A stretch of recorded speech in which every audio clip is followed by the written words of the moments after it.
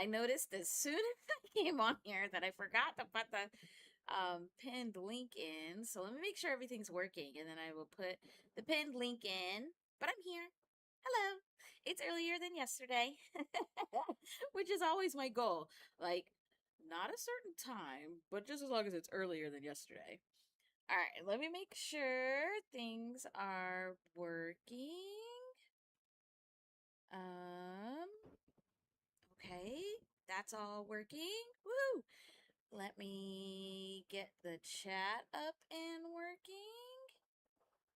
And then I will go pin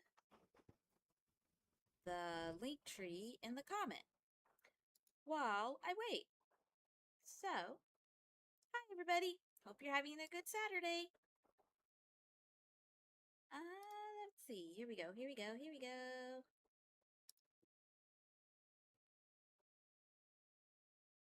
And go here. And go here.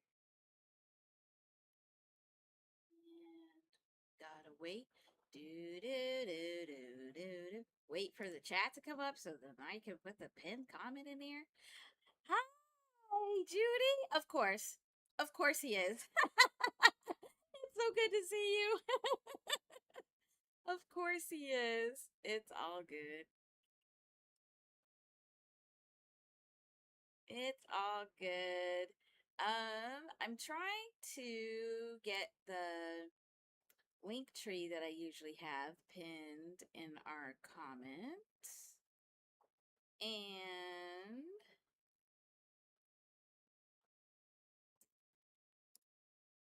there we go. Okay. There we go. Because I forgot to put it in here. So I guess everybody will be switching back and forth. It's all good. I'll have to catch it later. All right, let me make sure. Got it. All right, but before you go, do you have some numbers, lyrics, topics, anything that you want to put on the list? Oh, hi, Doc. It's so good to see you.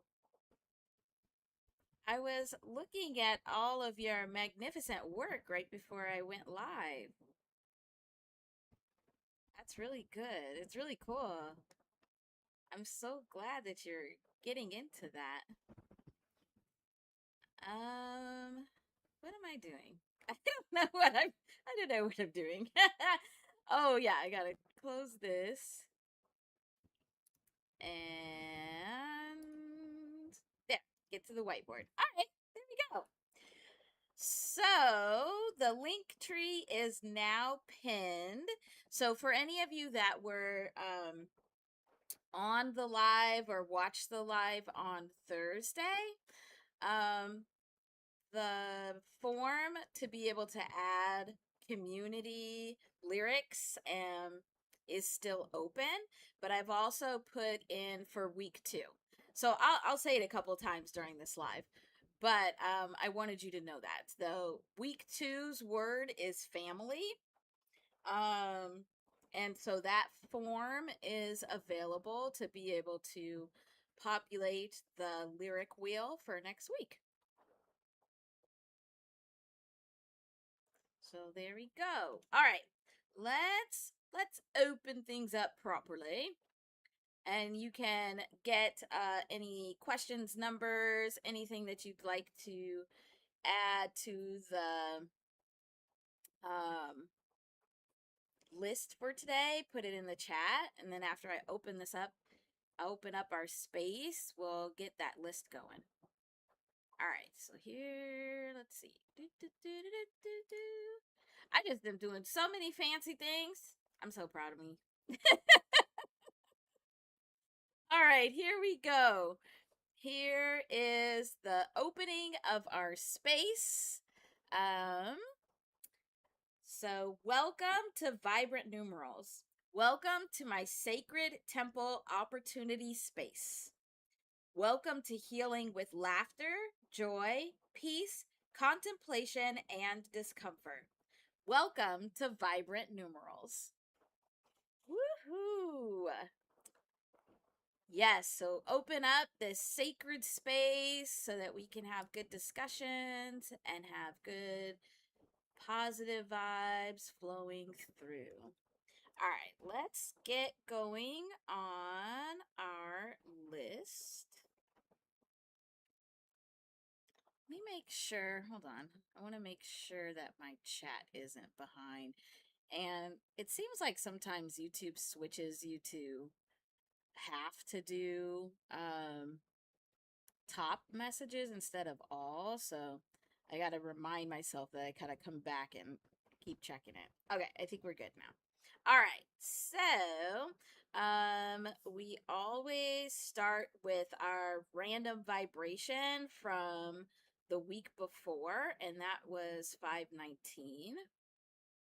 And then we end with our new vibration for the week to come. Let's see. What does Judy have? The conversation around what is lyrical is all around. Yeah. Yeah. Yes. Yeah. There is a huge connection with that 176 freedom of speech and like what is lyricism and what is lyrical and like the power of your voice and your words. So yeah, that's a good one. Let me see what I've had in my journal, because I think I had something in my journal around that.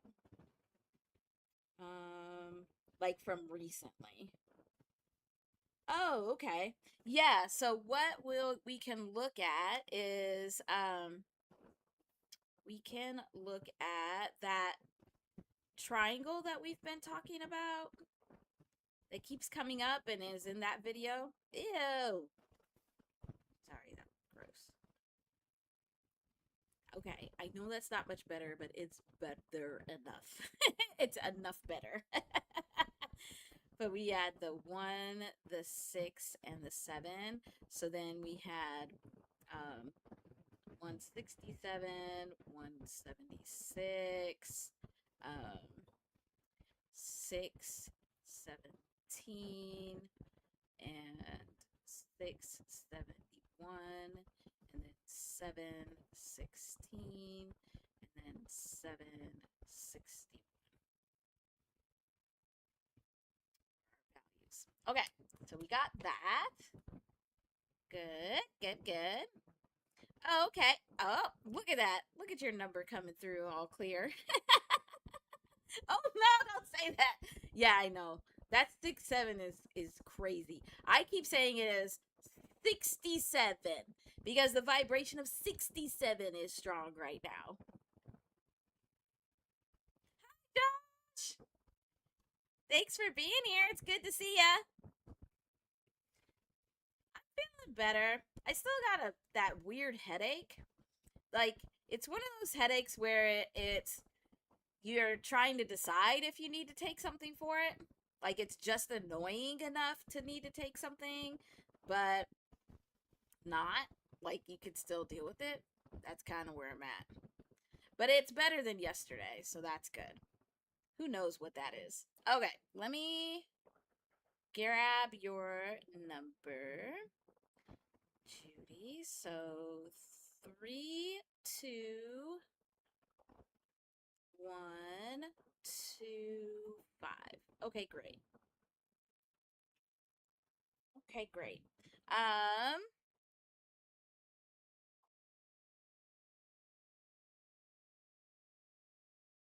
Oh, that's so funny, right? It's like, oh, okay. On Saturday only. Saturday only is when your numbers can come through. Okay, so anybody that just joined, including Josh, I'm going to repeat again that I have left the community lyric bar form is still open. I think we might spin the wheel today. We'll see. So you can certainly keep adding to that one. But I also have opened up week two's form. Week two's word is going to be family. So we'll put that on our list here, and I'll talk about it more specifically. So starting today, you can start putting in, filling out that form with all of your lyrics and bars around family that use when it's family is used, but also when it's part of the definition of family. So that'll be a good conversation on Thursday. I've really liked us adding that in. So I'll put here week 2, family. Anybody have anything else you want to put on this list? Could probably put one more thing on this list besides our vibration of the week. Any new albums you want to look at? Any conversations that have been happening? I put it in the description because I thought it might be interesting to actually look at hip hop's birth chart to see how it's being impacted by all those different planets that we talked about yesterday. So we can do that too. But I'll leave 5 open, and if we don't get anything to put there, then we'll just look at hip hop's birth chart. And then we'll have the weekly number vibe. It's a vibe. Oh, it's a vibe. Okay, there you go. All right, so I'll wait just a minute to see if there's anything to add to this list. And then we'll talk about last week's number. Thank you for being here. It's good to see you.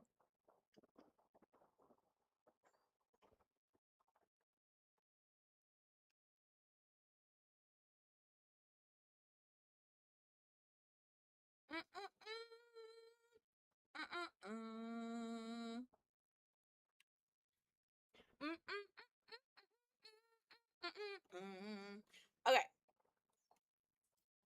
so I am gonna put in parentheses here so I don't forget. Hip hop birth chart. And for those of you that are getting more into like looking at the astrological charts and like what's happening astrologically, looking at the hip hop birth chart will probably be a good thing to do, because you can get a birth chart for anything that is born, to be able to look at the vibrations, not living born, but like the birth of a culture, or when like a movie premieres would be that movie's birthday when it's presented to the world. So actually creating that movie would be like, it's the production time is when it's you know getting built and created, like being in the womb, and then it's born. Same with like TV shows and series. I wouldn't do the date for each season. I mean, you can, but the one that's going to be most pivotal will be that very first season, first episode. You can also get birth charts for your businesses. So you can look at the vibrations of your businesses to be able to see what energy you're using and vibrations you're using to pull people into your business space. So if you get in some really kind of crazy customers that don't fit your business, it may be when it was born or the name that you're using. All right. I don't know why I needed to say all that, but I did, so I did.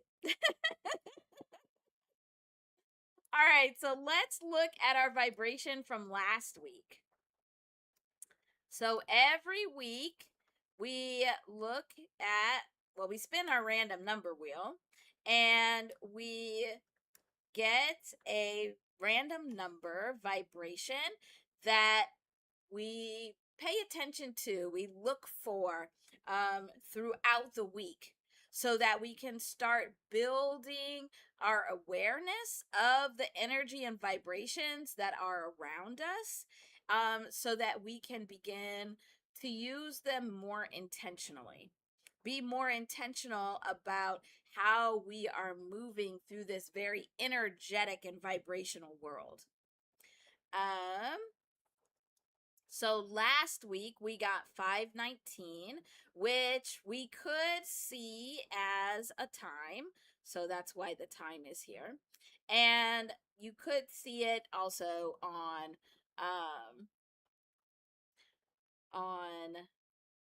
license plates, or really anywhere you see numbers, which is everywhere. Oh, it's in the link tree. So get the pinned link. Um I added it to the link tree. So you should see at the top, when you go into that link, you should be able to see that one says community and one says family. And you can add to either one. Let me know if you're still unable to find it. And I can go check and make sure it's working too. Yeah, no problem. So we want to look at where we see these vibrations and start documenting what we were thinking, who we were talking to, what was happening around us when we saw these vibrations, because that's what actually is raising our awareness. Oh, it's so good to see you. Of course. We can always add. Oh, yeah. Oh, yeah, that's a good one. We'll add it. Is it both those numbers together, or do you see them where they like happen in succession, where it's like 364 and then immediately say 365, or are they separate? Just let me know that. The other thing for these weekly vibrations is you could also look for the themes. So, all of these vibrations have like what they feel like. And so then you can look for those themes, look for those vibrational stories playing out. Hi, Tiff Tiff. Thank you for coming and saying hi. It's good to see you. Yeah, I know.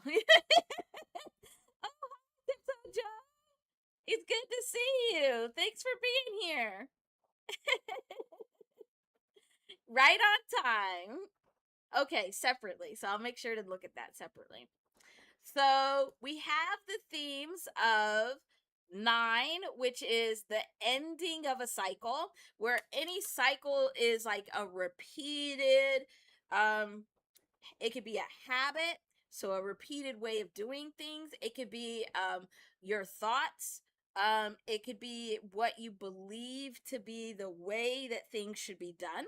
Those are all cycles. So the 9 is the end of cycles, and you're ending the cycle so that something new can come in. So you can have the opportunity to experience something new or to interact with something new. And then that is what brings on the change of the 5. And so that's kind of the story, the vibrational story of 519. And so then at the end of the live, we will get another random number. Cool. All right. So let me go back over here. And I think what we can do.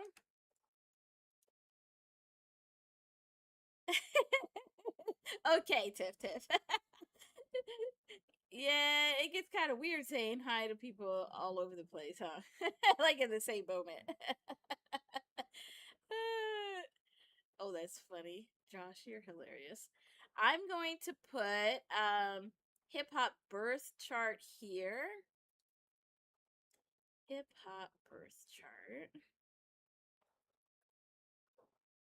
So, as part of this conversation about the freedom of speech and lyricism and what's going on with these vibrations, we can also look at hip hop's birth chart.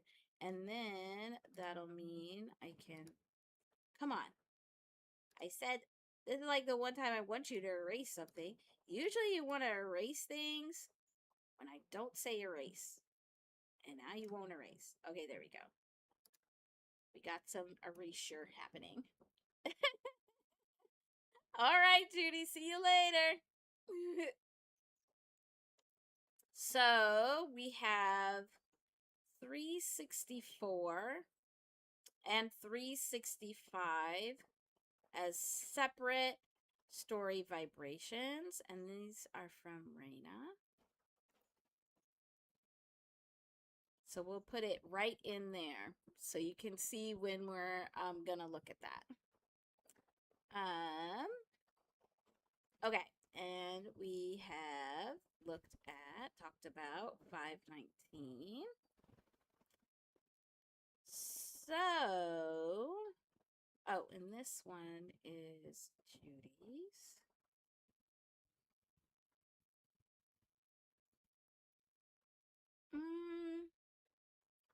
Trying to think of what order we should do these in.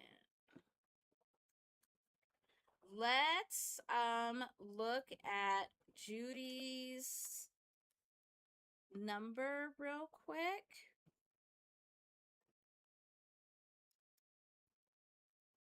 Yeah, let's do that. All right, so let's look at this.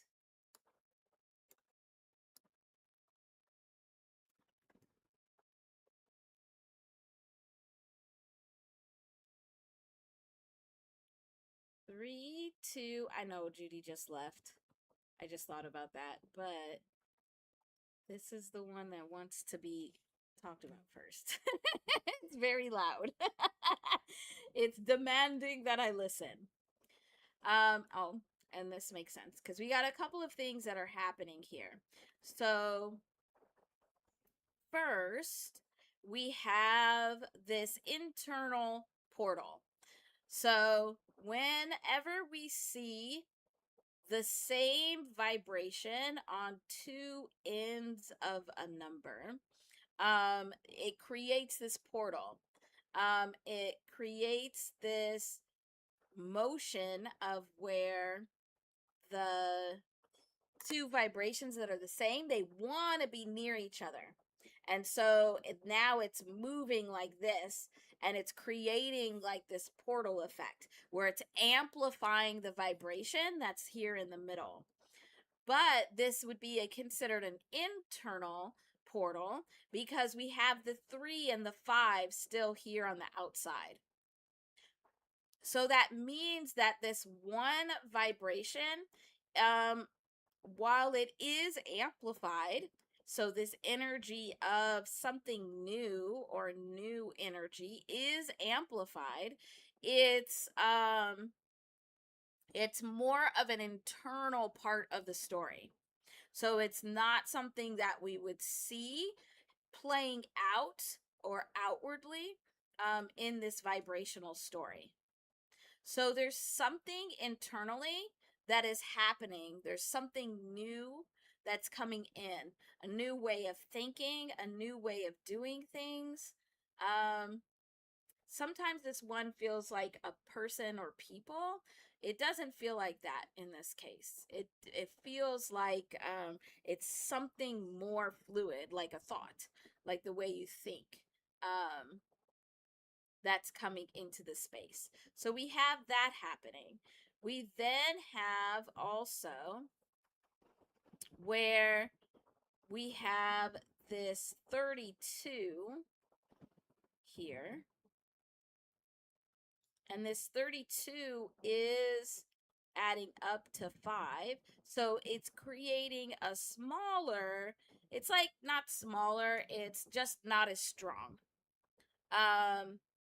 So it's kind of like the difference between lightly turning on your faucet to get the water to run versus turning it all the way on. So when we have those external portals on either side where it's the exact vibrations, um, those are when your faucet is all the way on. It is amplifying that internal vibration and making it very loud. Here, where we have the 32 that adds up to 5 with this true 5, this full 5, it will create some of that portal motion, but not as much as if it was an actual 5 there. But that's good to pay attention to, because then that is highlighting and amplifying this 12 vibration, which is a change in perspective. So the changes that are happening with this new energy that is internally making changes. So it's all of a sudden you have a new idea. You have a thought that changes how you see things or something. Um, that's what is now adding to these changes, creating a change in perspective.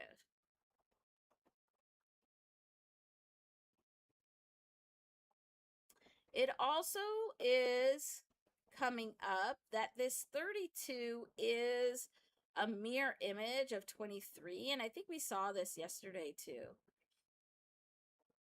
where 23 is the numerical vibration of the phrase I am. And so this is all about identity. We have a lot of identity energy coming into the space right now, especially because we just had Neptune in Aries, which is the sign of I am and identity, go retrograde. So we would expect to see a lot of this vibration.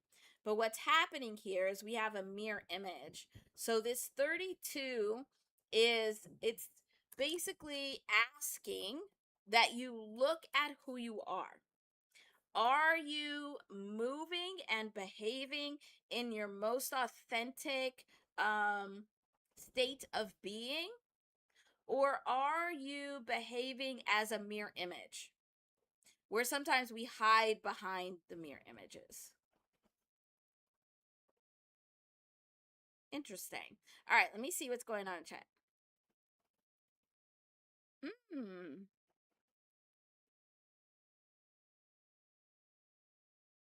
Interesting. A tribe division is interesting. Oh, yeah. Yeah. Yeah, that there was that conversation, Josh, about having these subgenres. Well, because once that space, that genre gets big enough, you would think it would need to be split up in that way. Because it's like the community, the genre, the culture is growing so much that you have to honor and value all the different parts of it. That's cool. Very interesting. Okay, let me get back to this. So the next thing that I am seeing here is this 125. So 125 is the numerical vibration of the word spiritual.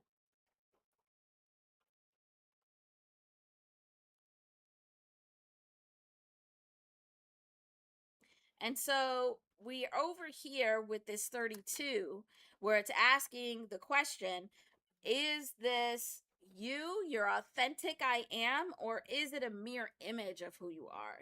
Is it looking a little bit distorted than what you actually authentically are at your core, the identity you carry? And with this word vibration spiritual here, it's in a spiritual sense.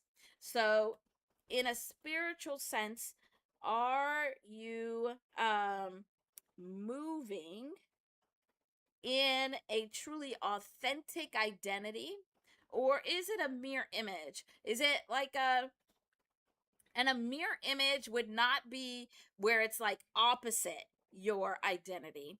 A mirror image identity would be like, well, I know that's them, or I know that's me, but it looks a little off. Like being in a house of mirrors where you know that it's still you or whoever is there, but there's something different about the mirror image from the true image of that identity. Yes. Yeah. Yep.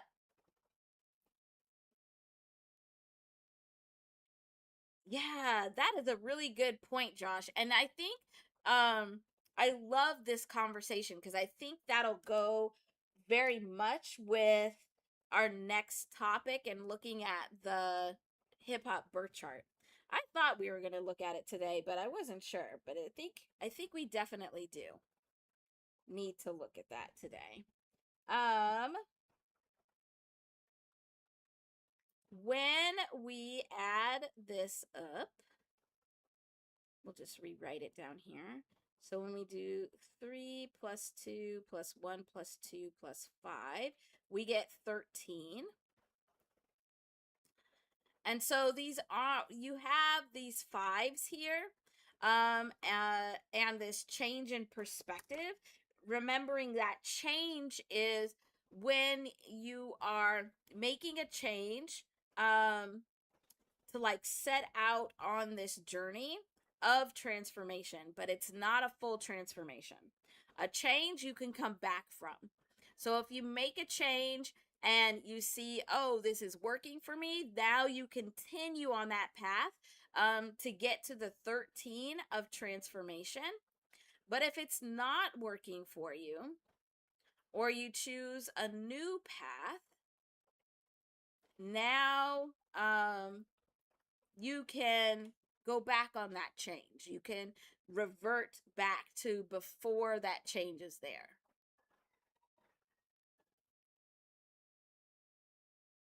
So this is looking at, all right, this vibrational story is, are you operating in your most authentic identity, or are you operating in a mirror image of your identity, in your spiritual space, in your spiritual world?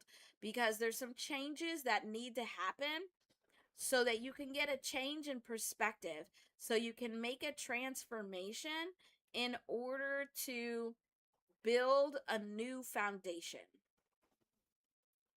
or gain some stability.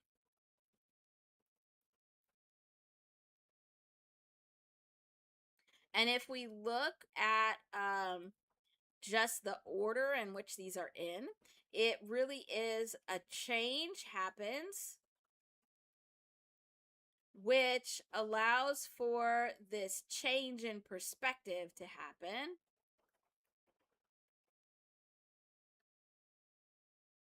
which helps you to end your division, like trying to make a choice between things.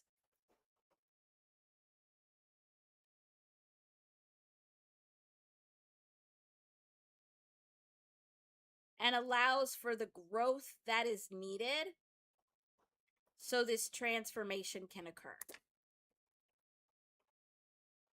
Wow. Interesting vibration. Okay, I'm going to get some water and catch up in the chat with this good conversation. And then we'll move on to our next topic.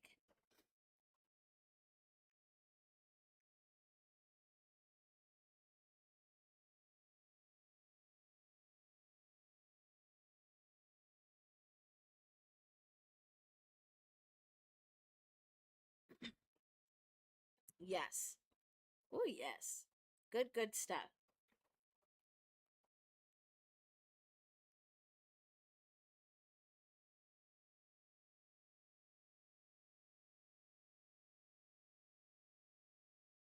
Oh, good. I am very much feeling that this spiritual space is opening up very much in asking people to look at what is happening with their energy and how they are connecting to a higher being. And that actually goes along with, we'll go to this number 2 and let's look at hip hop's birth chart, because what you are talking about is even more relevant than I think you know that. Let me go. Let me see. Where should we start? So we can get all the information that we need. Let's start with our divine triangle. And then we will look at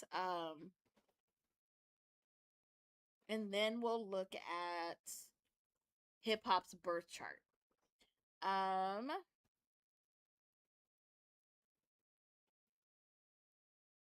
Okay. Yep. Yep, I think that's the right way to go. All right, adventure. Here we go.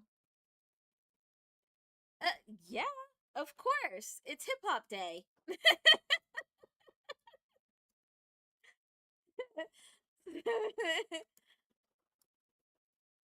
And it's usually on Saturday when Koala and I are live at the same time. So if I'm gonna have to watch the replay, I might as well channel his good energy over this way.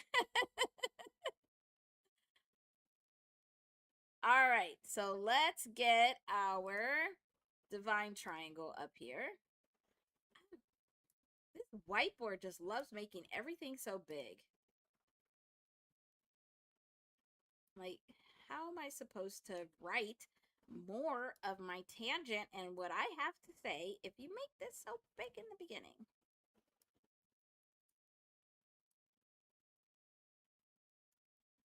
Okay.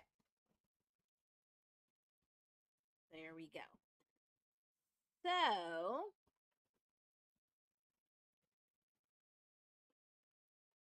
quick review, because it's always good to review. This is our divine triangle. It's how we look at our vibrational story throughout our life. And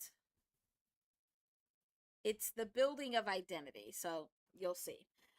This middle triangle is the core. These are our core vibrations that we bring into the world and that we are using throughout our lifetime. So this is your name. Your name is probably the only one you can change because it's your name. It's your life path number based on your birthday. It is the placement of all of the planets at the moment you were born. It's any of the generational vibrations from your ancestors that you're carrying in your DNA. Any of the patterns of behavior that come from your generations before you. Whether they're still living or not, those are still in your DNA.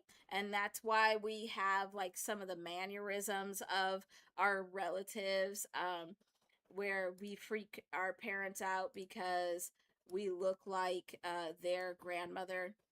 Yeah, those are part of that core vibration.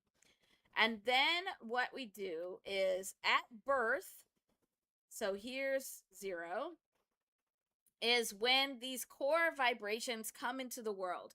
We use those core vibrations to interact with the world. So other people, and any of our experiences, events, like historical events that happen when we're living, those are all things that get run through those core vibrations and then add to our vibrational story. when we are in our youth, where, hey, stop that. When we are in our youth, so from 0 to 27, we are traveling around this youth square and collecting vibrations through experiences to build our identity.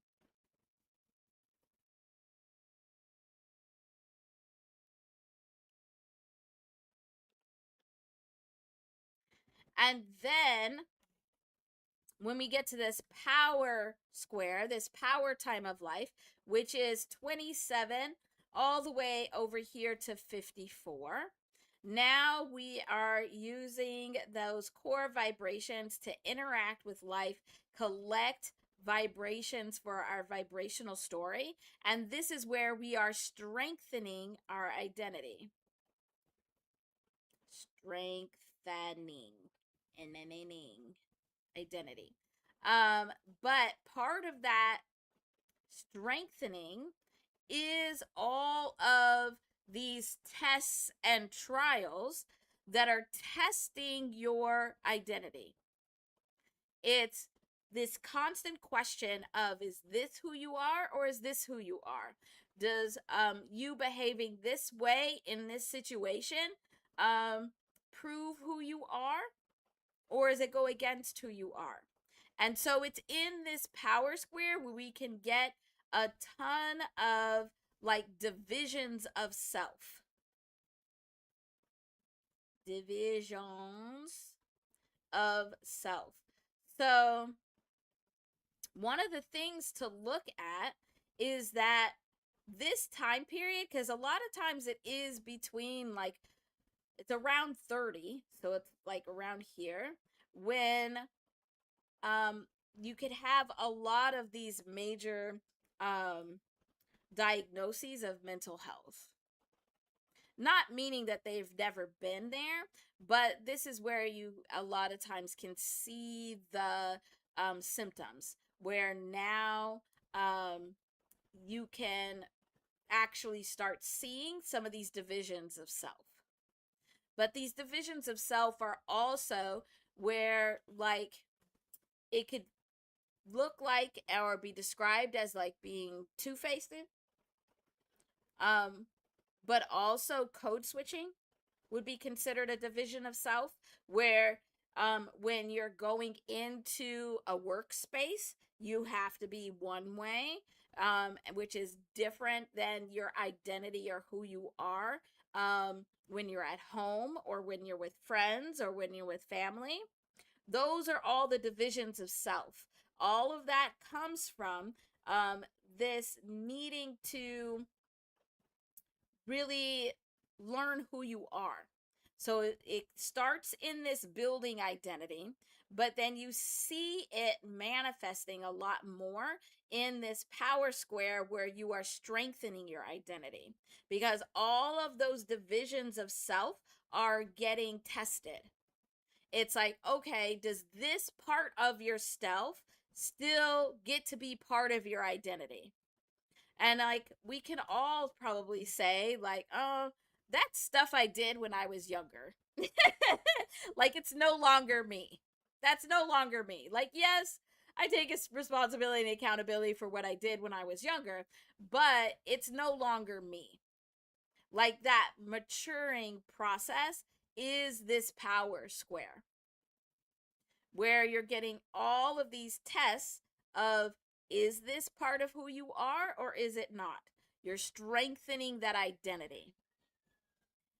And then you get to the wisdom square, which is 54 all the way back around until age 81. Wow, that was horrible. Let me rewrite that. 81. And this doesn't mean that like your vibrational story ends at 81. At 81 is then when you begin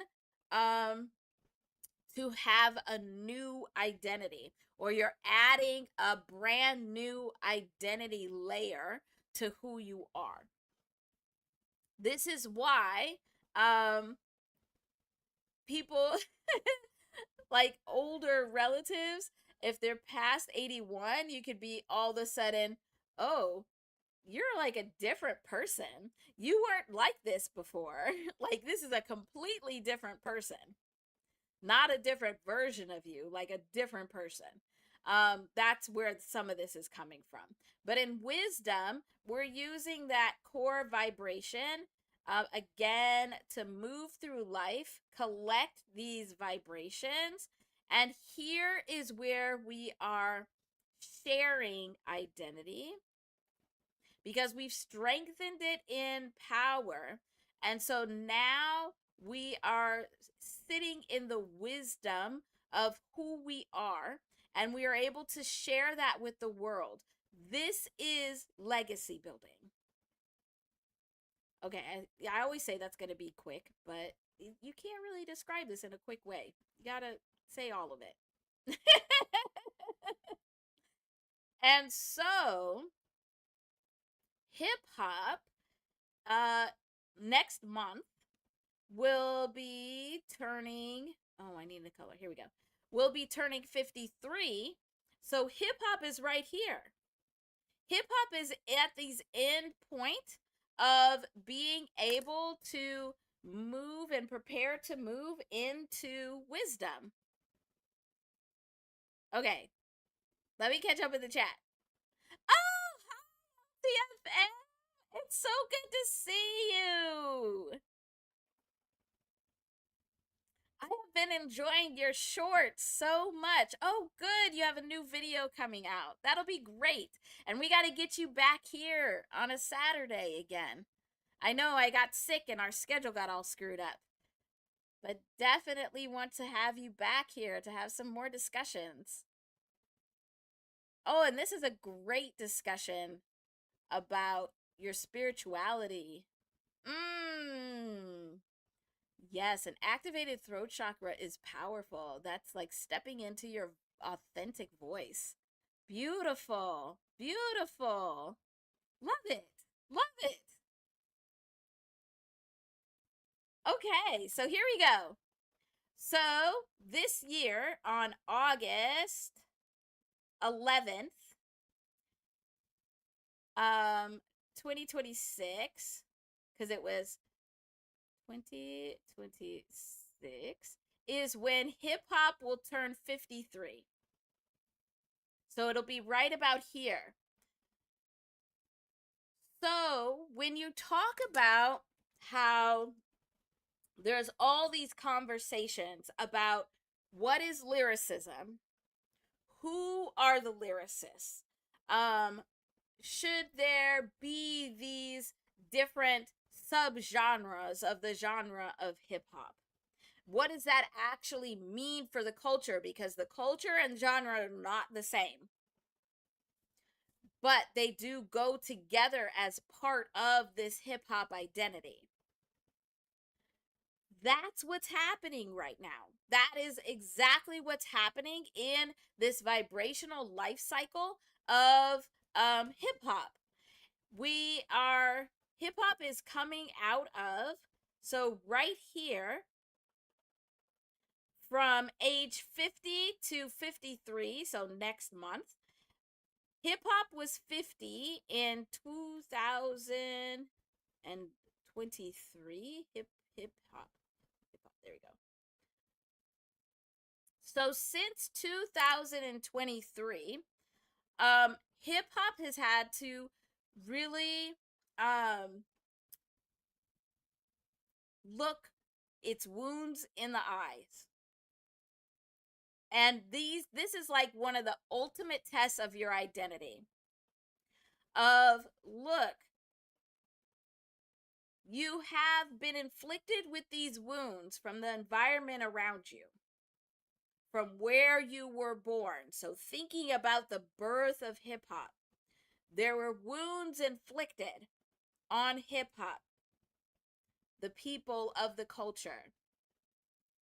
And we have to look at those. Hip hop has to look at those and say, okay, what part of these wounds are still part of our hip hop identity? but we can still heal. Like, where are the stories of you, like it's said all the time in hip hop that you come from nothing and you've built to this big something. That is that wound story of hip hop. But also hip hop has had to face so 2023 until now, or next month, had to learn and face the wounds that it inflicted. So, what are the wounds that hip hop inflicted on women, on other oppressed people, on mismanaging power and money? What are these wounds that hip hop inflicted on itself and on others that now need to be reconciled, recognized, and healed?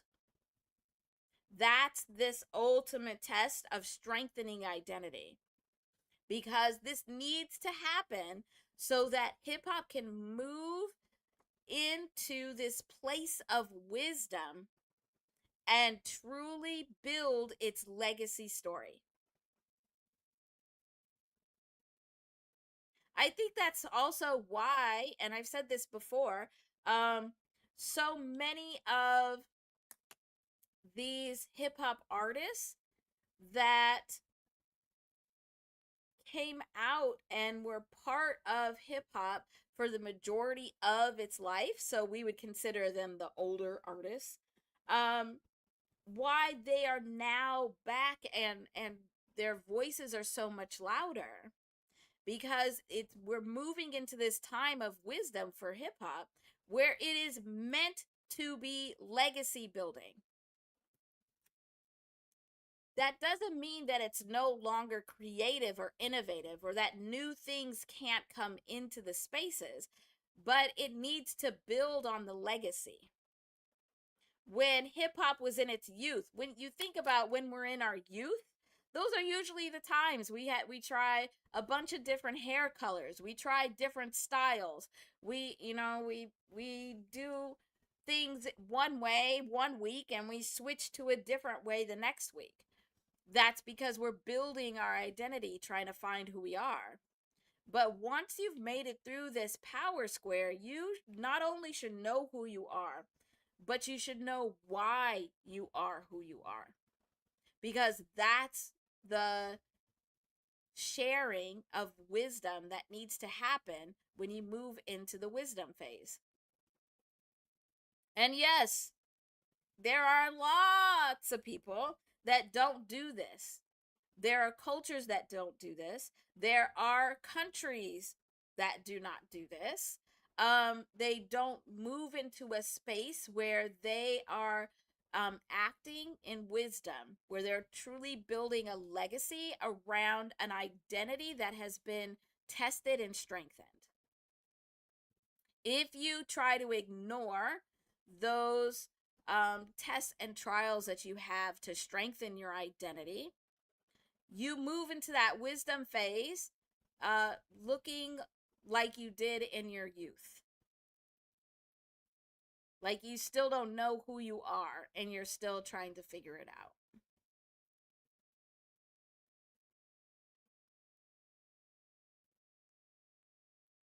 So this is very interesting because these discussions that are being had around lyricism and around subgenres, it's the time for it. It is the time for it. But then on top of that, like this is such a huge time for hip hop because it's already right here. It's going to be in 2027. So next year.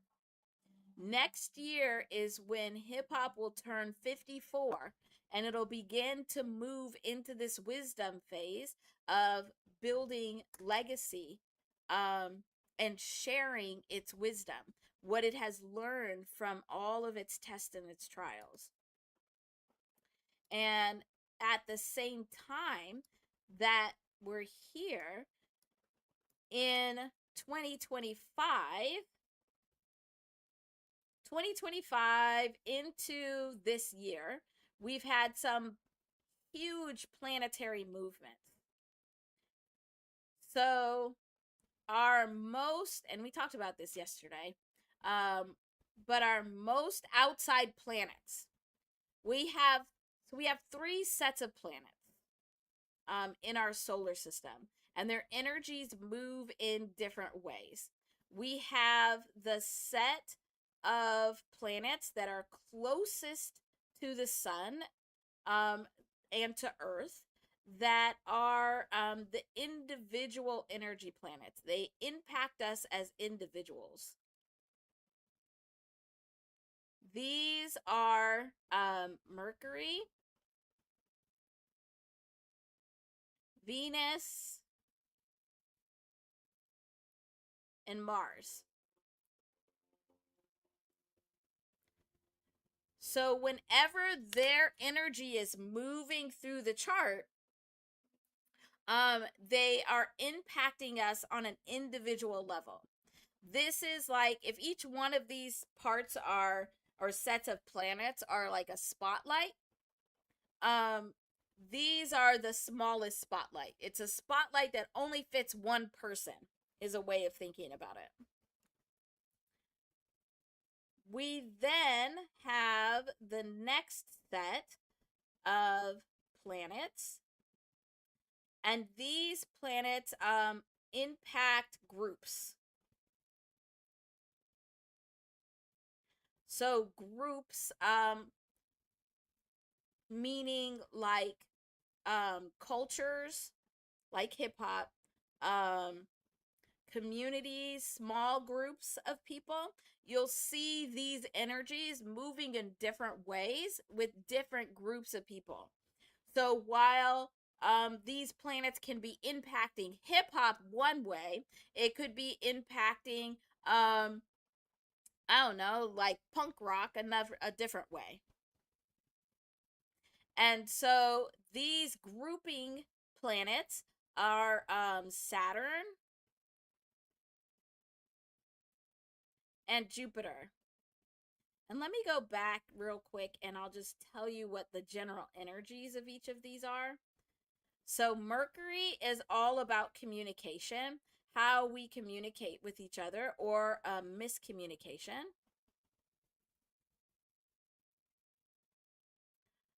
Venus is all about beauty and the feminine aspects of life. This is flow energy. It's attraction energy, which is feminine. Then Mars is all about action, like taking action, and is the masculine counterpart to Venus. Then Saturn is all about structure and responsibility.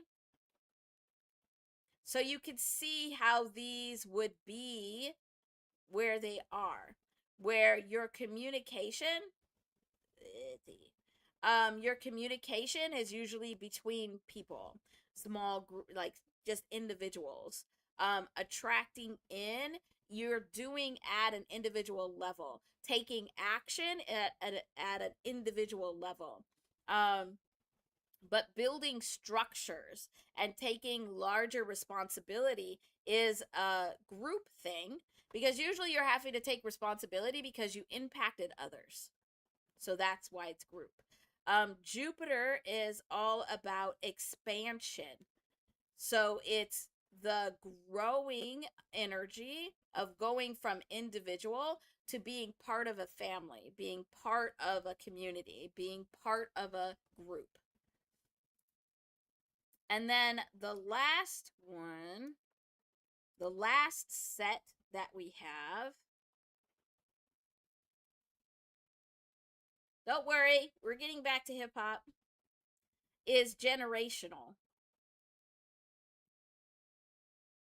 These planets impact a whole generation of people, groups, cultures, countries. Generational planets are Uranus, the planet of revolution and innovation, where you can see revolution and innovation can impact a whole generation of people. These are the makers of our historical events. So we have Uranus. We have, yes, you can call it Uranus if you want to. Get a good giggle.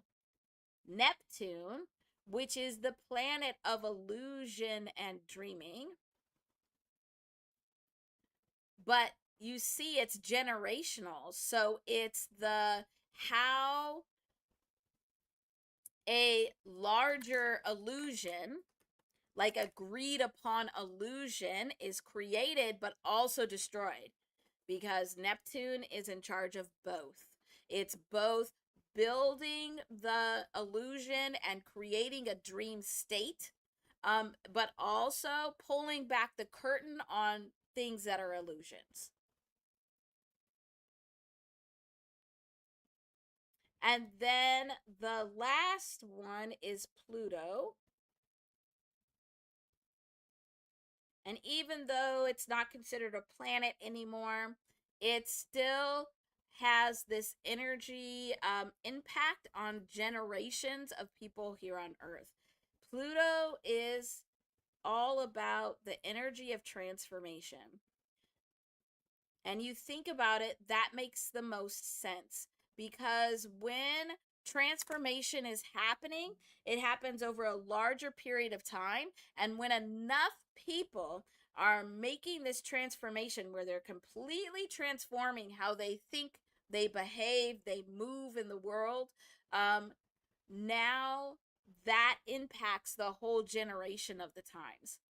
So Pluto is thinking about what are those transformative events that happen in different generations of time. So whenever any of these planets are moving signs, they are impacting us in these ways.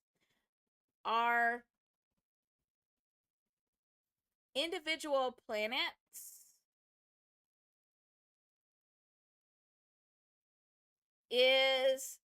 these are the fastest moving.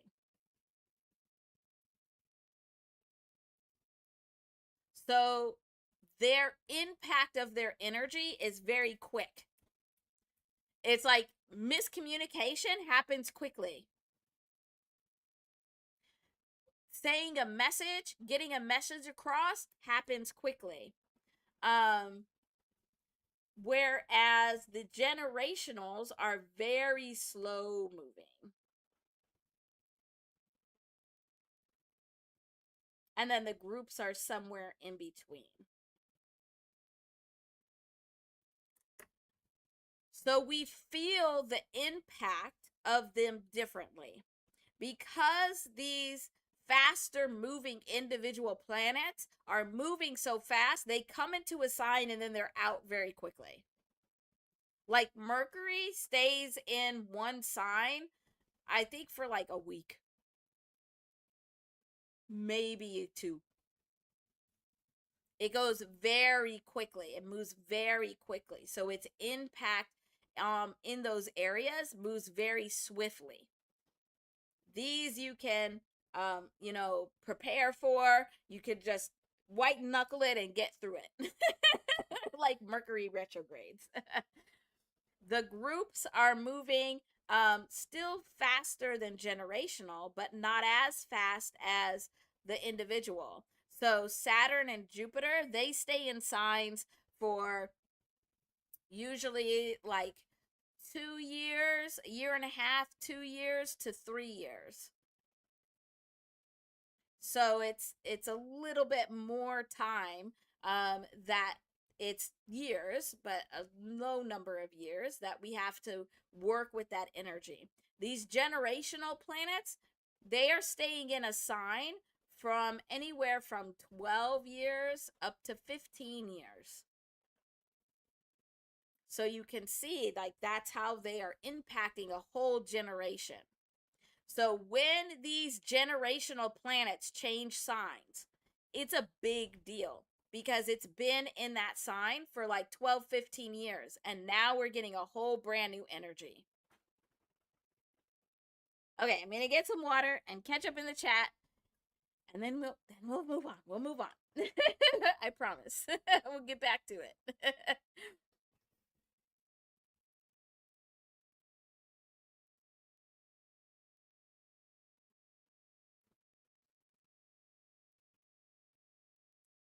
Oh, yes. You all are so amazing. I love when you get into these really good conversations in the chat. And I like the jokes, Josh. Oh, that's hilarious. Mm-hmm.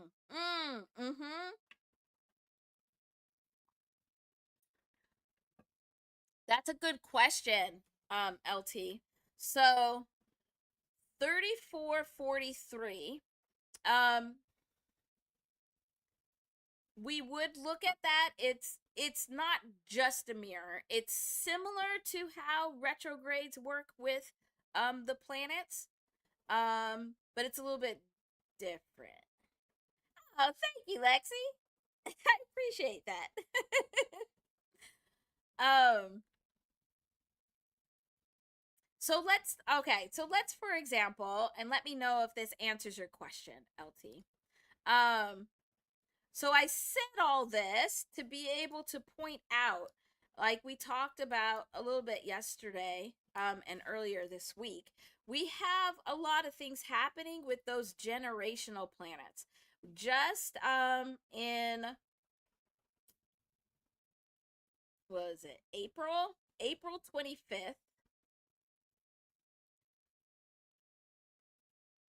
is when we had Uranus just move permanently into Gemini.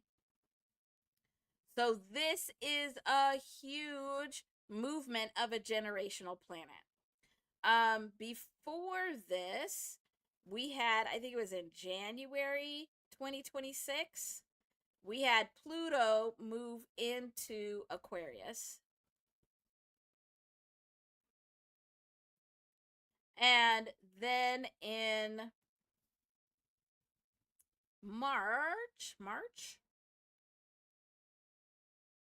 February. In February, we had Neptune move into Aries. So if these generational planets, when they move, they are impacting a whole generation, they very rarely move together. Very rarely. I've been going back and trying to find a point in time where all three of them have moved so closely in time to each other. And I haven't found it yet. What are you talking about? Thank you. Thank you. Oh, okay.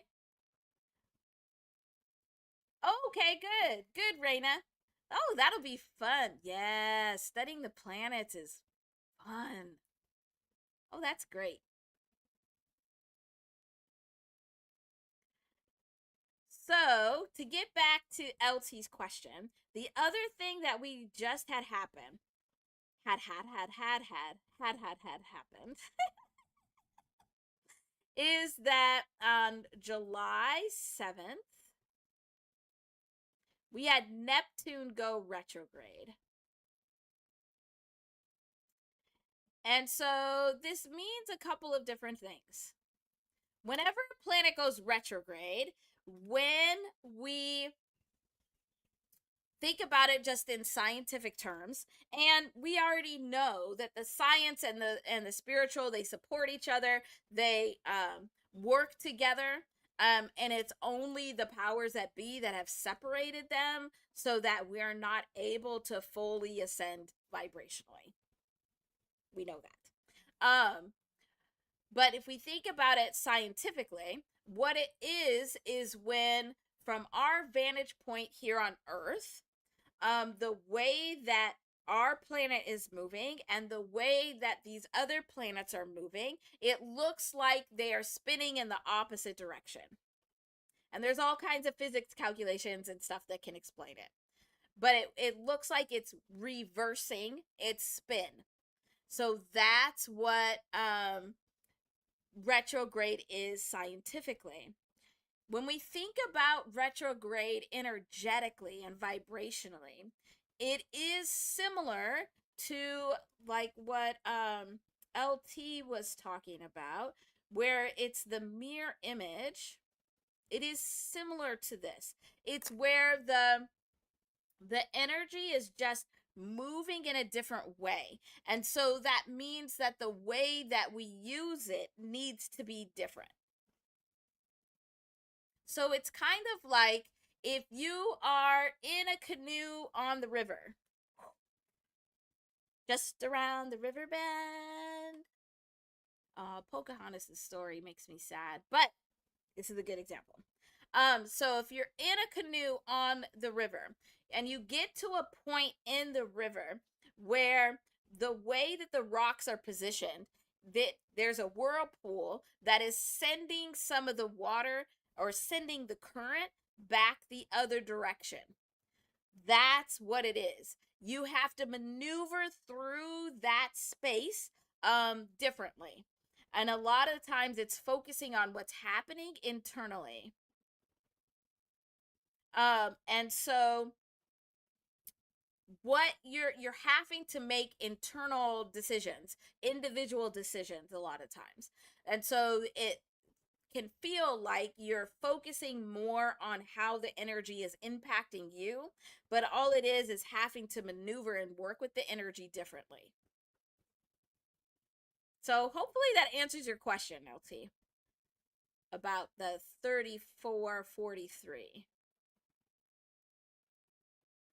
So it's yes and. It's like both.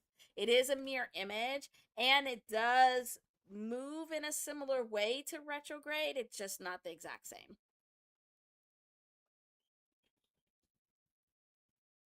Oh, yeah. Yeah. Yep. So it's very interesting, Lexi, and everybody. I know you all love doing this research. So if you look at these dates of when these, especially these generational planets, have changed signs or they go retrograde, you will see some crazy stuff happening. So thinking about where Neptune rules illusions and dreams, and it's in the space of Aries, which is the space of I am and identity. So as it's going retrograde, we're having to navigate differently because now Neptune is revealing illusions of identity in a different way. So it's showing you where the illusions are around your identity or an identity of a person, place, or thing, or culture, or country that you did not see before. But you have to shift and change to be able to see it.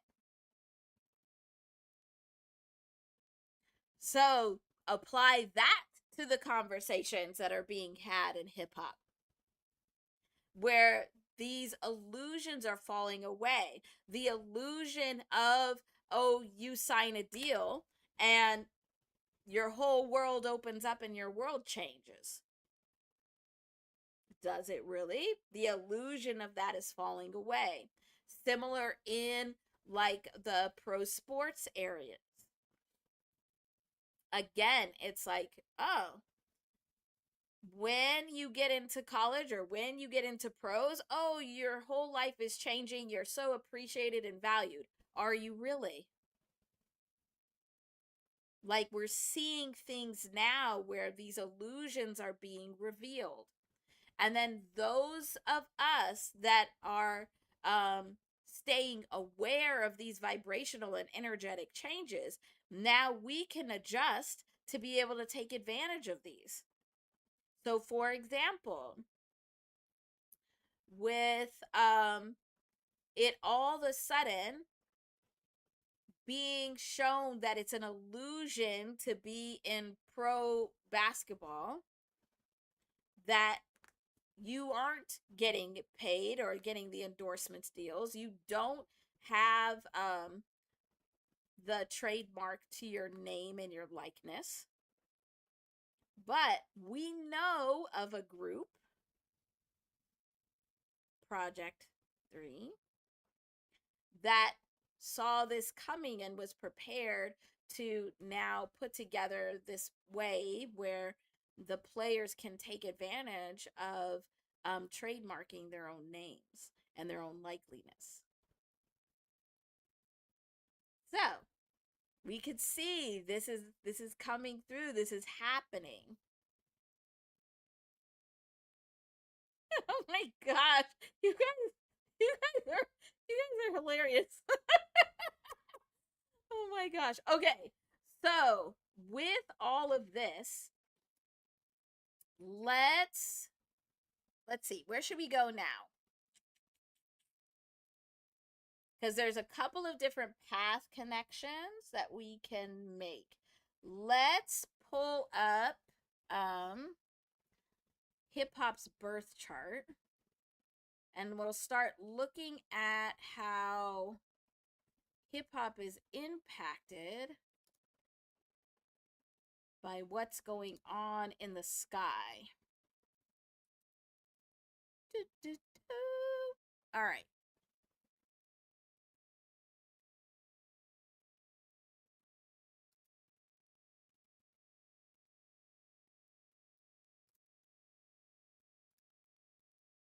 All right. So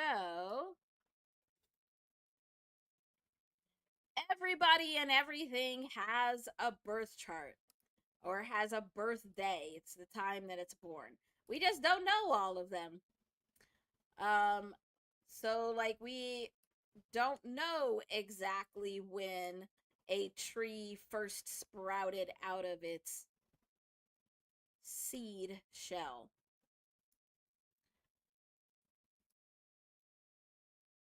So, but we can get a birth chart. All right. So there's a couple of things here that I should point out before we start talking deeply about how what's going on right now is going to impact hip hop. The first thing that I think is really interesting, I think everything's interesting, but hip hop has a rising in Pisces. So your rising is how you present yourself to the world. How do others see and receive you? What is the first set of energy that is used to make a connection with others? So this is hip hop's chart. Let me put that up here. This is hip hop's birth chart for August 11th, 1973. And I use the birth time of 9 p.m. because that's when the back to school jam started. But so this rising is how you are presented to the world. Pisces is the sign that holds the vibration of spirituality. So when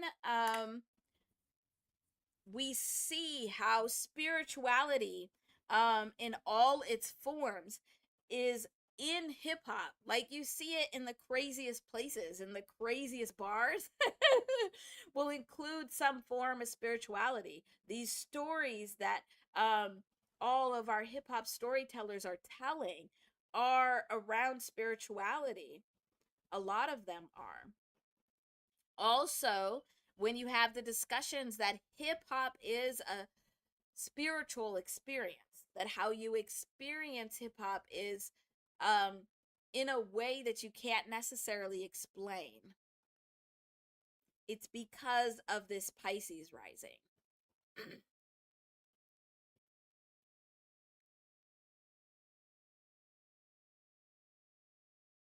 Okay.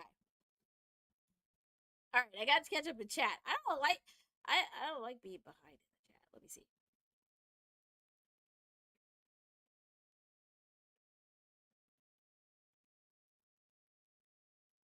Oh, I have not seen that one yet, Reina. That sounds so interesting. I'll have to find it. Who put that video together? Thanks, LT.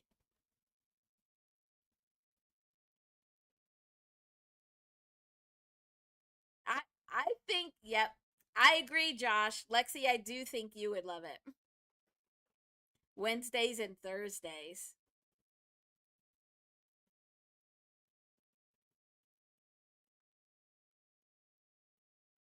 So Lexi, yes, and there's more to it. So your life path number, um, it's how you move through the world energetically, which does include the spaces of spirituality. Absolutely. Um, but it also impacts all areas of your life and how you move and interact with energies, which includes other people in all areas of life. You can pick up and understand from your life path number. Let me know if that answered your question.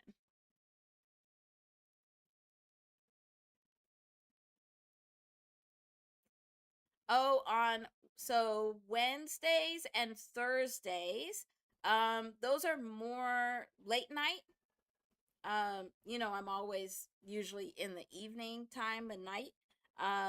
But those are late night. Thursday's the latest, because I want to have it open up for others as well in other countries. Okay, good. Okay, good. I'm glad. All right. So, the other thing, let's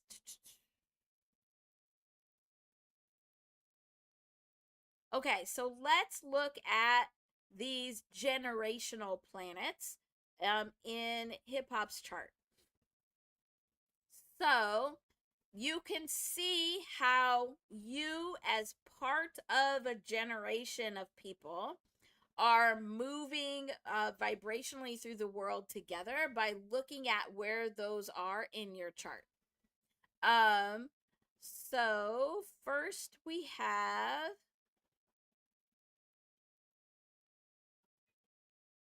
Uranus is right here in hip hop's chart. And so this is um how hip hop is innovative.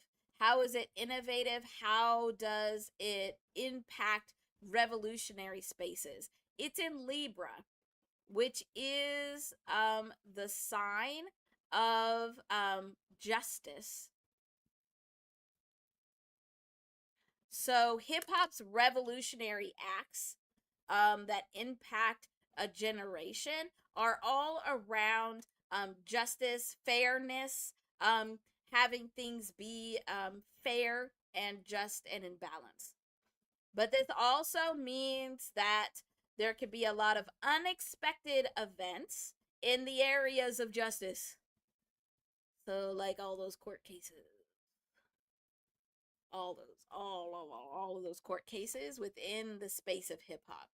That's where a lot of this energy is coming from. But also it's because pretty much right next to it, also in Libra, is Pluto, the planet of transformation.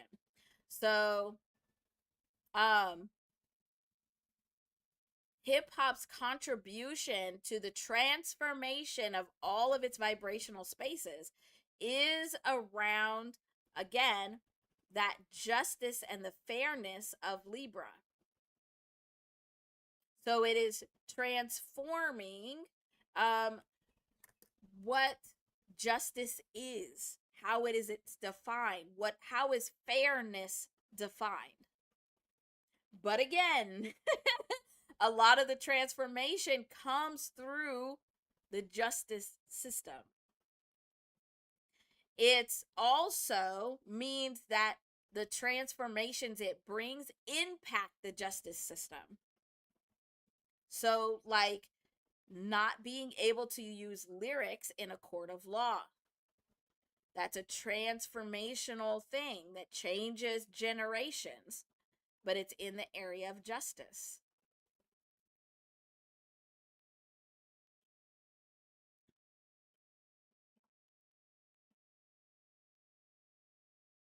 You guys are so funny. Yeah, all the cases. Like, how many lyrics can we find about going to court? In hip hop, it's probably a lot. But also, the court cases themselves are transformative, and sometimes they're very unexpected. But then we have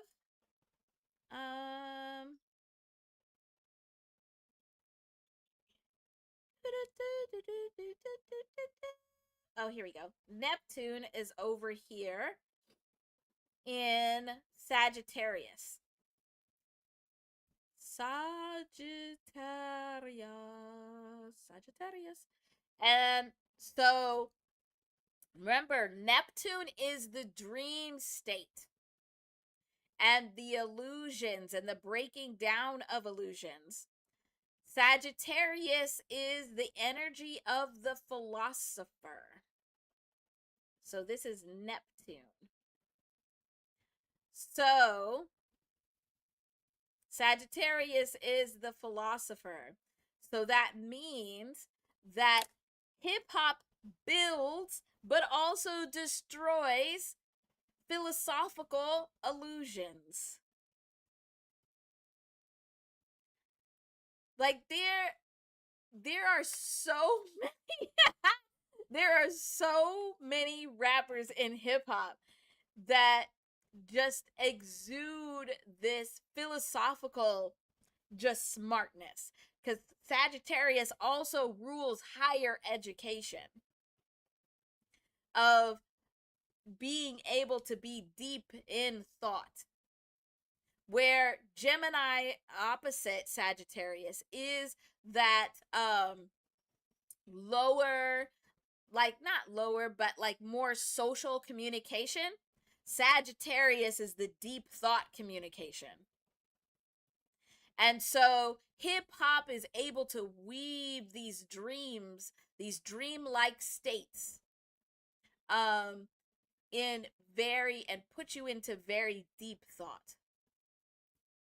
I love that part. It's amazing. So very deep philosophical conversations, but around illusions and dream states. So with their deep philosophical thoughts, they can also be able to pull the curtain back on illusions of like, that's not really how life is. Let me tell you how life is. But they can also create the illusions to make you think life is one way when it actually isn't. Isn't that cool?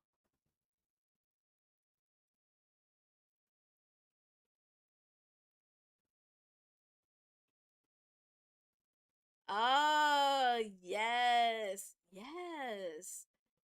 I love how you put that, LT.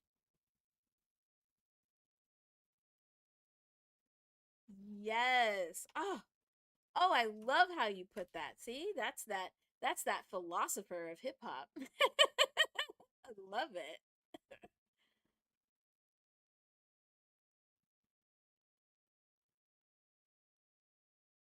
Oh, no, Reina. I love that you're here.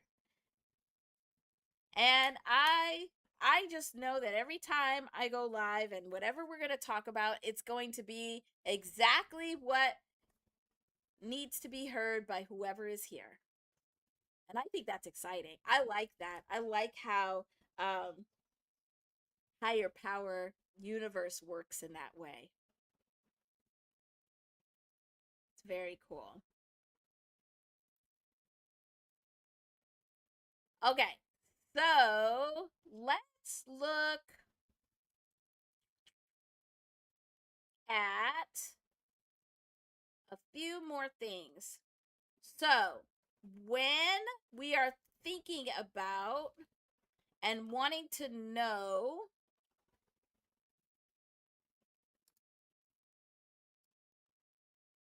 how, where are they? Oh, yeah, where, how these movements, these huge generational energy movements, um, are impacting us as an individual, we look to the sign.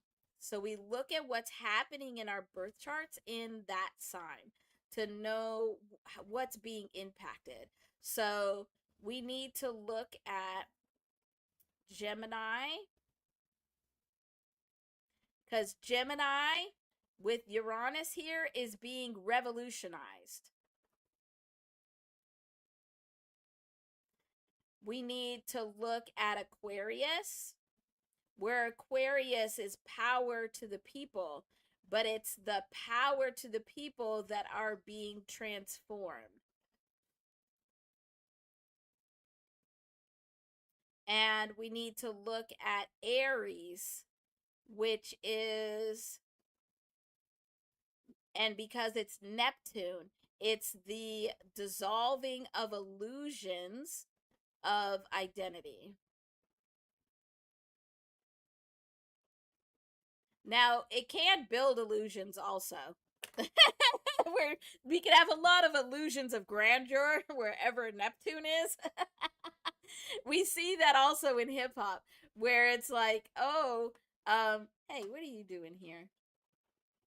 Um, where you have these illusions of grandeur in the area of philosophy, because we also have in hip hop those that they think they're way smarter than they are, and then they get called out for sounding all kinds of crazy. So, I love this. Yes, Lexi, that's exactly what you should do. Absolutely.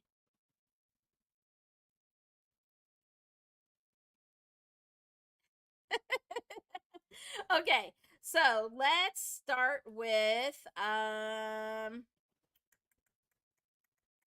let's start with Gemini. So Gemini is where Uranus just moved into. This is, ew, why is that box looking like that? This is Gemini in the hip hop charts here. And Gemini is the sign of social communication.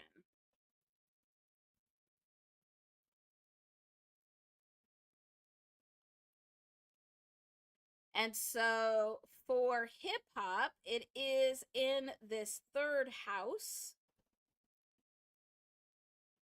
which is the house of Gemini, which is the house of communication. So, hip hop is getting revolutionized, getting all this revolution energy into its house of communication. And because it's in Gemini, it's getting a double whammy. So these discussions of lyricism, how you're communicating your story, this is just the beginning of it. It's going to be more, way, way more, especially in the hip hop space. And it'll move into the defining of identity, the defining of self. So not only how do you communicate, but how does hip hop communicate who it is? How does it speak about who it is? That moving into that wisdom phase. How does it begin to share its wisdom? So this is like crazy timing. You can't tell me there's not a God, higher power, universe that's behind some of this. Because at the same moment, because Uranus will be in Gemini until 2033. So let me see. I'm just curious to see. 2033. So until hip hop is 60 years old. So that means that this whole time period, from like right now, all the way to when hip hop turns 60, is when we'll have this Uranus energy in Gemini transforming and revolutionizing communication. And it's going to be 2, 5, 10-fold in the space of hip hop. Like, you can't tell me that that's not proof that there is a higher vibrational power. Because this story is being written, and it's already written. Yes, exactly. It's divine. So then let's look at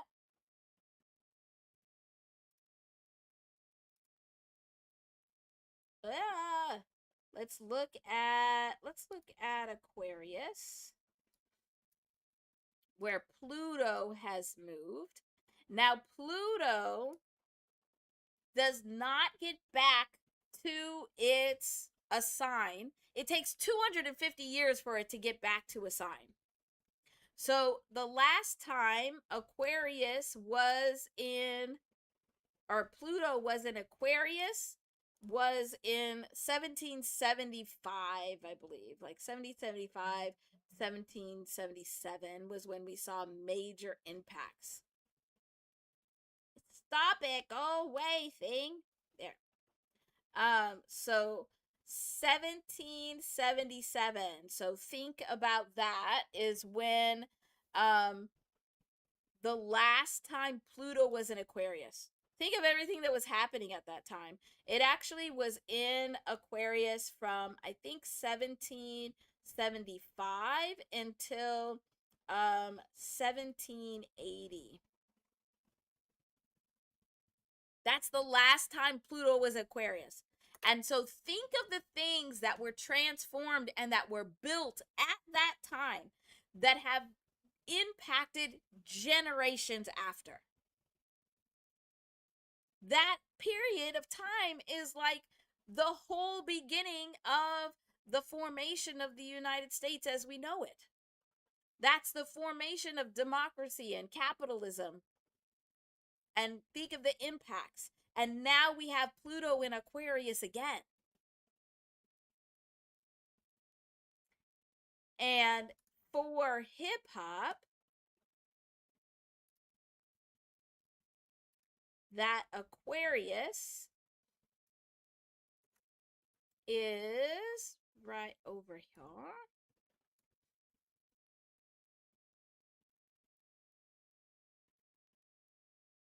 I need a different color. Well, you just use red again.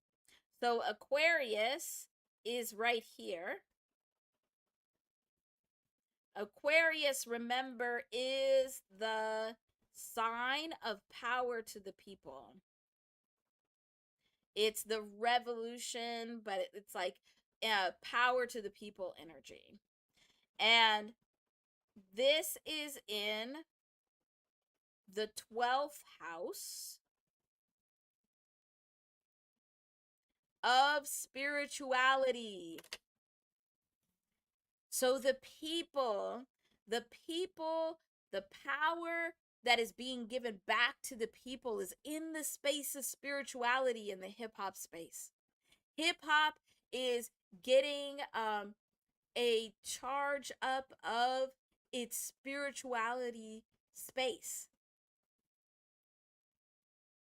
We would expect to see a lot more advocacy, because hip hop has already had like that advocacy protest music within it, but we'll expect to see more of that, where we already are seeing more of that. We've already started seeing a lot of this power to the people protest advocacy music coming out of the hip hop space. There's going to be a lot more, and it's going to be tied to spirituality. And we've already seen that with hip hop having this Pisces rising, it already is strongly associated with spirituality. But Pluto, the planet of transformation, is moving into, or has already moved into Aquarius. This space for hip hop is also the space of spirituality.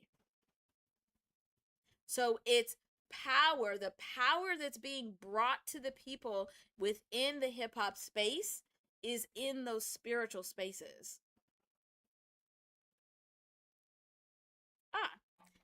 And this is where we can start tying in some of these numbers. So the phrase power of people,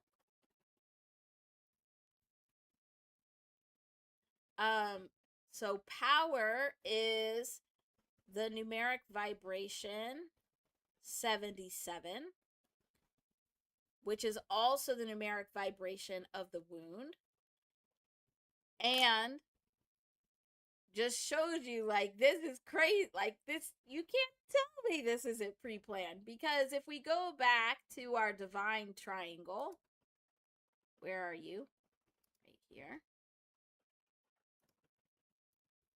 Hip hop was dealing with and working with its wounds right here from 2023 till its birthday next month. And at the same time, is getting this transformation in the area of power of people, or power to the people, at the same time that it is looking at its wounds. And power and wound are the same vibration. I just think, I love this. I love this. We then have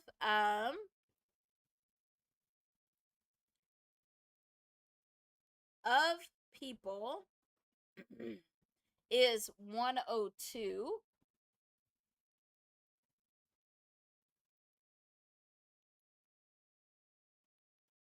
And so then 77 plus 102.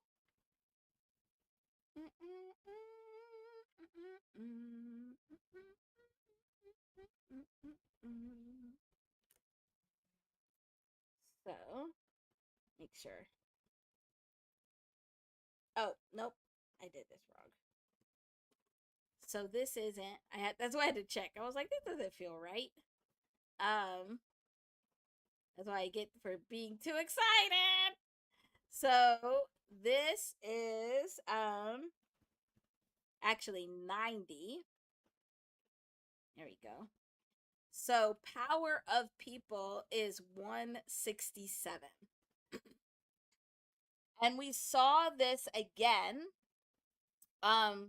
weeks before when we were looking at this little triangle of energy between 1, 6, and 7, where 67 is the numerical vibration of the word soul. It's also the numerical vibration of the name Chiron, which is the wound. So in your birth chart, wherever you have Chiron, it is representing the wound. So here we have 167, where this 167 is now honoring the soul. It's also honoring Chiron, the wound of those spirits. Within this same vibrational family here, we also have 176.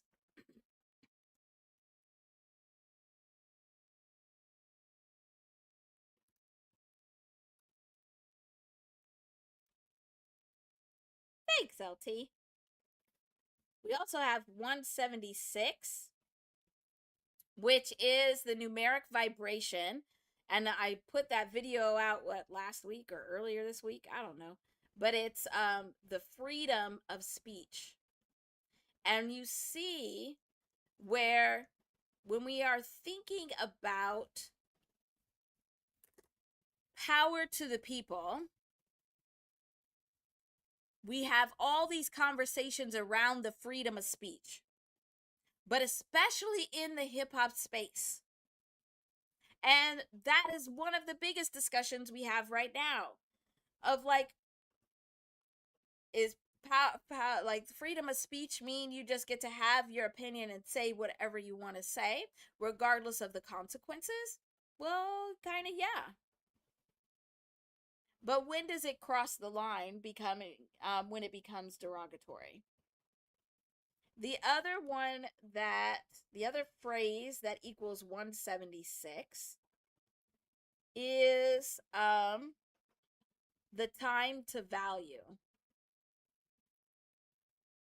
And on Thursday, we talked about how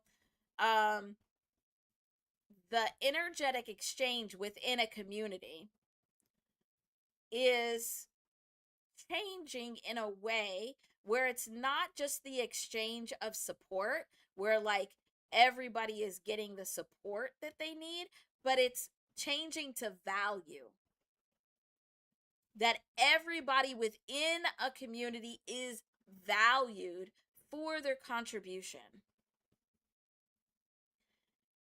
Part of this value, oh my gosh, there's so much going too fast. Value is, and if you value something, value is related to the sign of Taurus. So it's what do you value? And just in June, so June 2026, Chiron moved out of Aries into Taurus. So this wounding, the honoring of Chiron, it's now in the space of value. Well, damn. Okay. And let's see.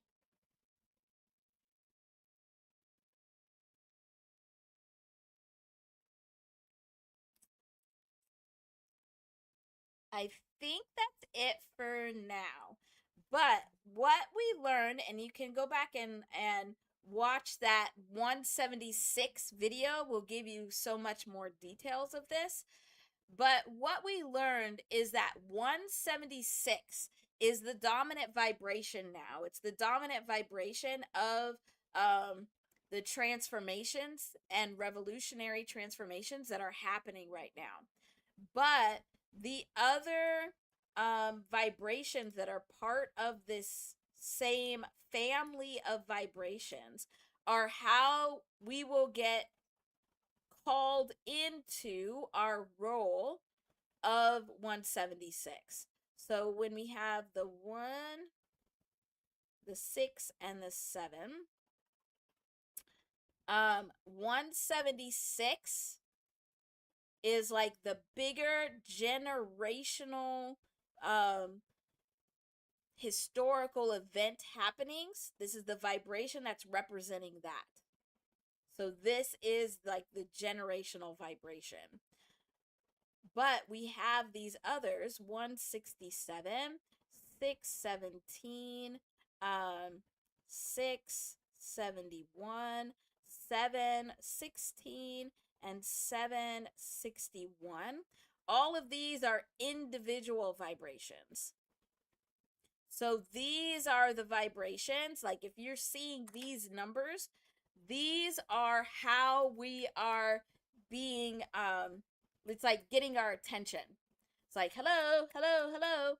Tap into this 176. It's your time to step into this space of freedom of speech. It's your time to begin to turn the tide towards the time to value. And thinking about what it means, the power of the people, is one of those announcements and wake up calls.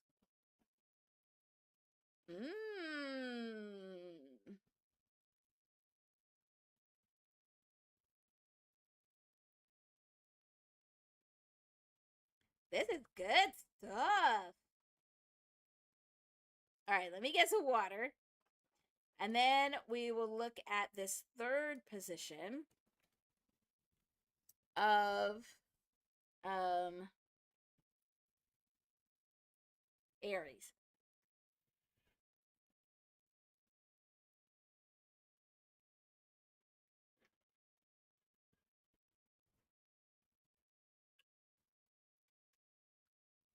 So, to recap, as we've had Uranus move into Gemini, hip hop's communication space, especially its social communication space, has lit up. It's been highlighted for generational changes.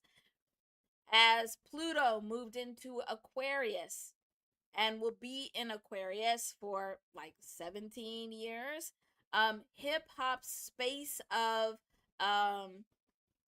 spirituality will be a source of opening up the power to the people.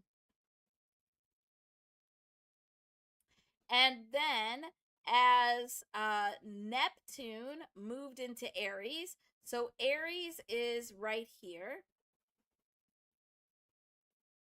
And Aries is the space of I am. It's the space of identity. And for hip hop, this is its second house. Well, it's partially its first. So it's resonating highly with its first house. First house is the house of I am. So just like getting a double dose over here of social communication, it's getting a double dose of stripping away the illusions of identity with Neptune in Aries. It also is activating because it has Chiron. I need a different color. Oh, but what color? We'll put this. So we have Chiron, which we just talked about, sitting right here in Aries. So as hip hop has been dealing with its wounds, looking at the wounds that were inflicted on it, but also taking responsibility and accountability for the hip hop wounds it inflicted within the culture, but also outside of the culture. Any of those wounds that have been healed, that means that now, as Neptune has moved into the space of Aries, if those illusions around the wounds are healed, all of this energy gets to be towards building a new dream. So it'll be very clear what wounds are healed and which are not. So again, you can't tell me there's not a higher power that's got some work in here, because hip hop had this time period where it was working on its wounds and healing its wounds. And at the same moment, this planet of stripping away the illusions, pulling back the curtain, was moving into the same space as hip hop's wounds. So hip hop was given this opportunity to heal these wounds before they are uncovered. So think about that. Like, when there's something that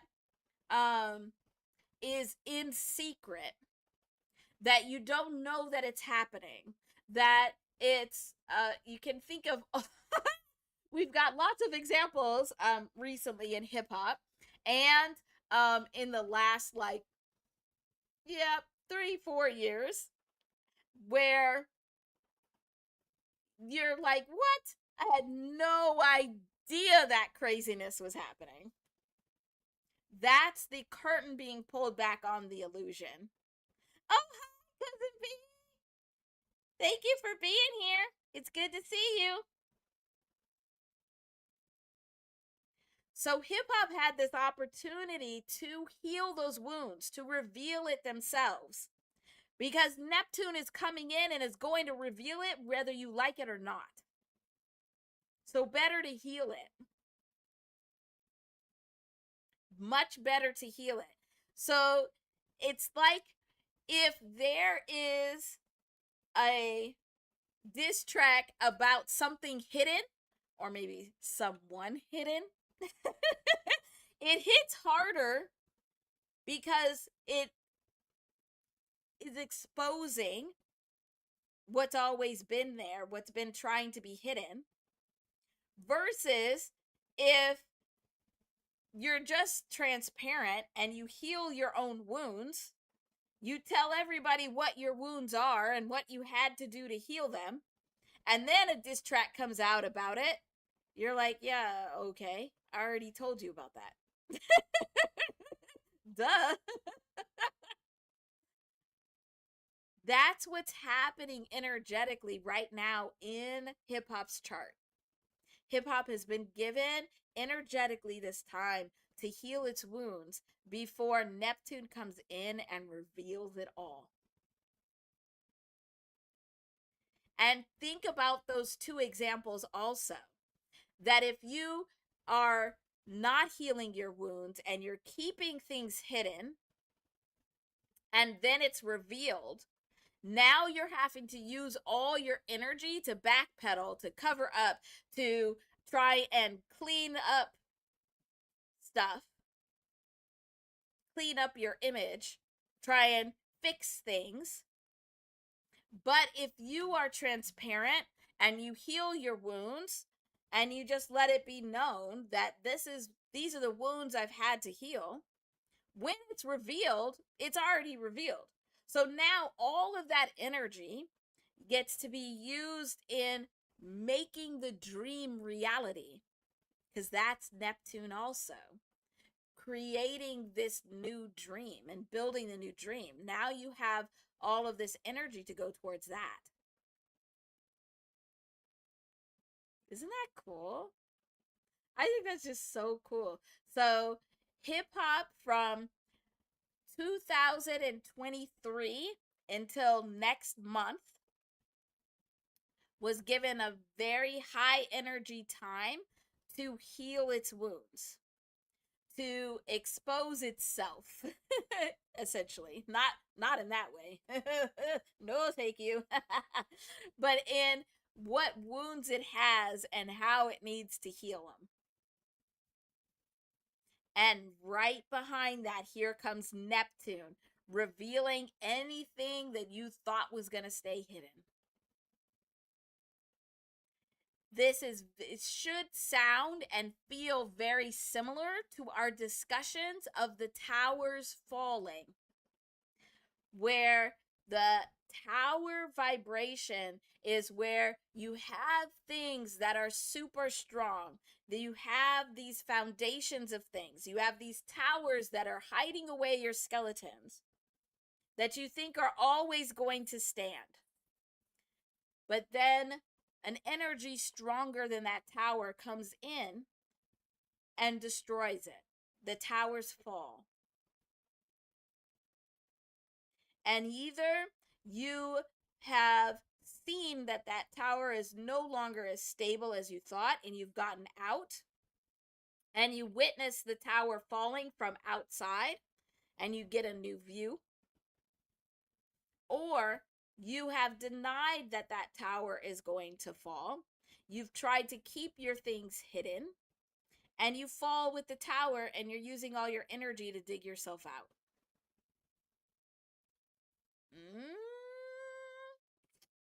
Isn't that interesting? There's one more that I want to talk about before we move on. So, on July 1st, I know, you looking at this chart like, what? What else could you write down on here? Well, I'm going to, and I'm going to show you. So, on July 1st,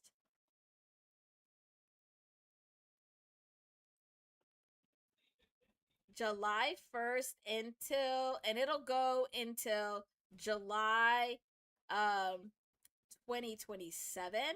It's like the end of July 2027. Jupiter, the planet of expansion, moved into the sign of Leo, the sign of creativity.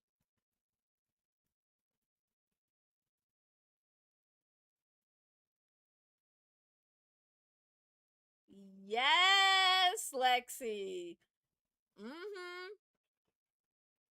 Ooh, I love that you're feeling this energy. You got it. You got it. So Jupiter, which is when Jupiter comes into a space, this is not like, oh, it's a little bit expanding. It's like a big, whoa. This is like the overnight sensation where all of a sudden it's huge. It's 5, 10, 100 times bigger than it was. That's Jupiter expansion energy.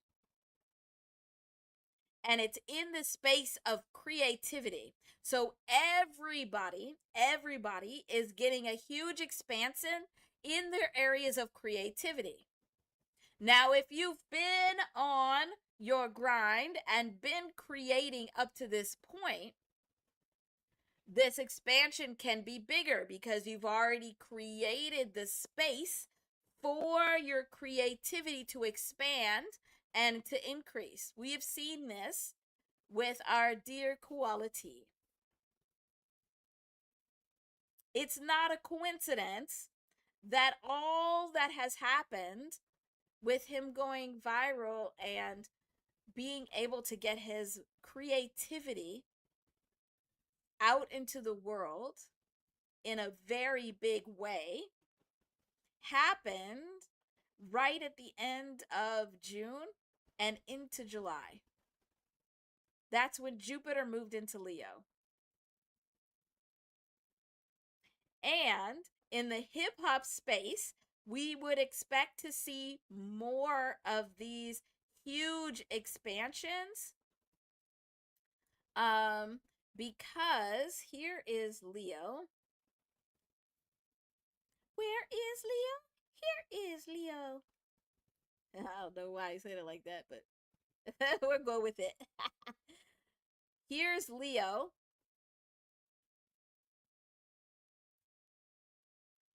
And Leo is in the 6th house of everyday life for hip hop.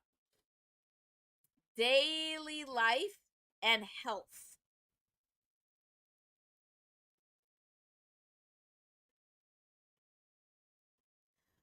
So, this expansion energy of Jupiter is expanding the creativity of everyday life.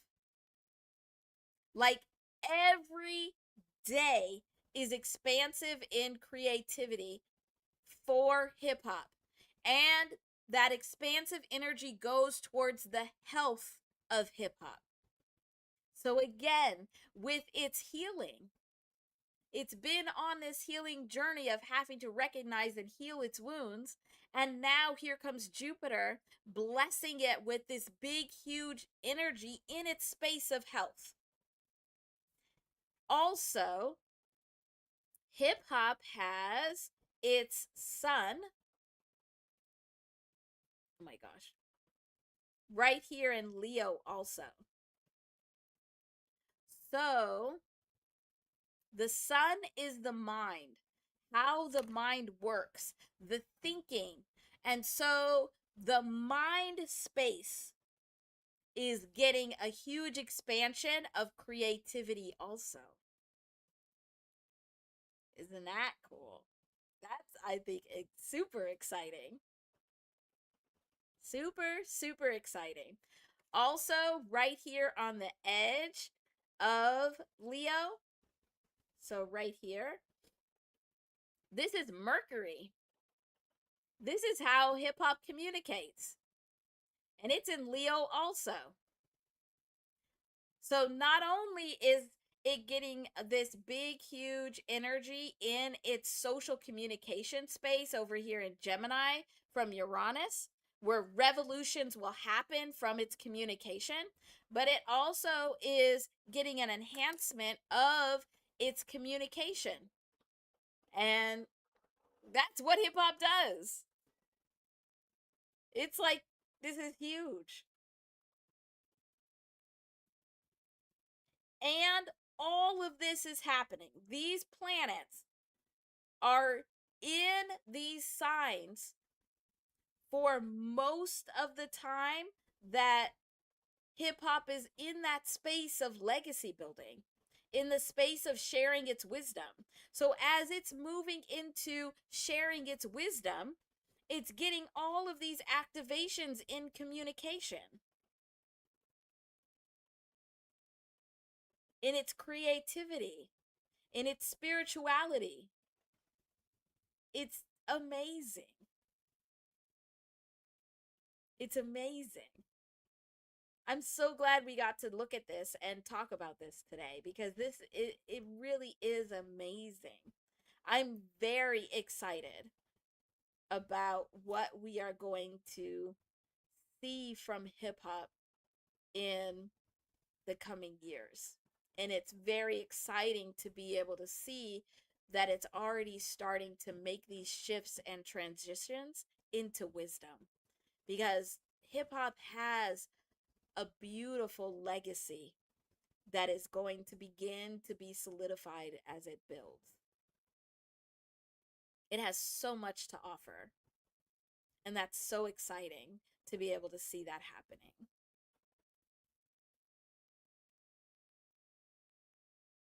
Also, if you were wondering, I'll tell you a secret.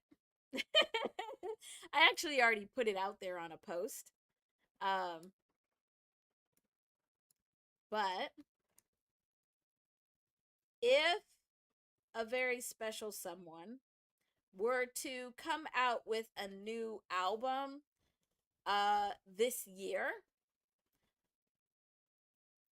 looking at all of the energies, it would most likely be between the end of September, so like September 27th, to October 10th. I'm thinking that this very special someone will potentially be putting out a single related to the heart on October 1st, and then an album on the 10th. Just saying. Shh. Don't tell. Don't say nothing until it's right. If it's wrong, don't hold me to it. But if it's right, yeah, then you can talk about it.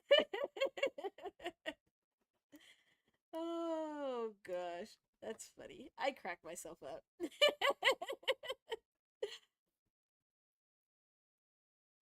Oh yeah, Josh, that's a good one. Oh yeah, you know what, LT? And Raina, I love it when you all are able to put the verses, the Bible verses that match up, because there's so many beautiful ways that these vibrational stories come out in our worlds. And I love to see it. I love to see how they link and how they tell the same story just in a different way so that different people can really connect and get it. Beautiful. Absolutely beautiful. Oh, yeah, that's right. Woo, that would be a good birthday gift. Okay, so let me get some water. And while I do that, I'll go over here and make sure the forms are working. Josh, are the forms working? Were you able to get back in there?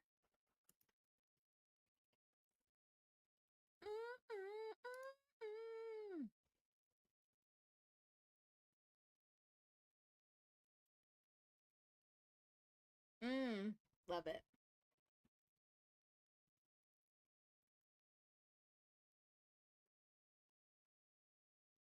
Okay, so on. Oh, okay. Okay, I wasn't sure if you checked. On Thursday, I started a new series for us that's called Word is Bond, or My Word is Bond. And we are going to deep dive into one word every week, into trying to get a full understanding of how our definitions of words and our use of words impact our identity, and how we interact with the world around us. So, Thursdays, this last Thursday was the first time that we had that. It's late night. Oh, okay, good. Thanks for checking, Josh. I appreciate it. um and we were working on the word community. It was very interesting. I really enjoyed looking at it that way, being able to deep dive into one word. Part of that also is we now have a lyric wheel.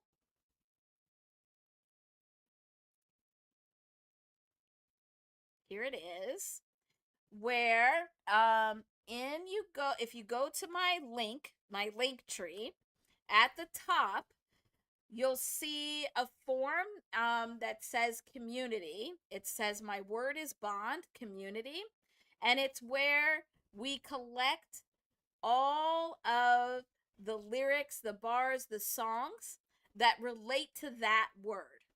So I'm actually gonna let me go grab what we have in community now.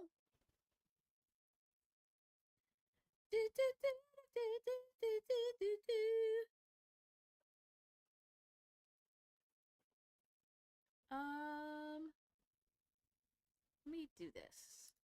Let me do this way.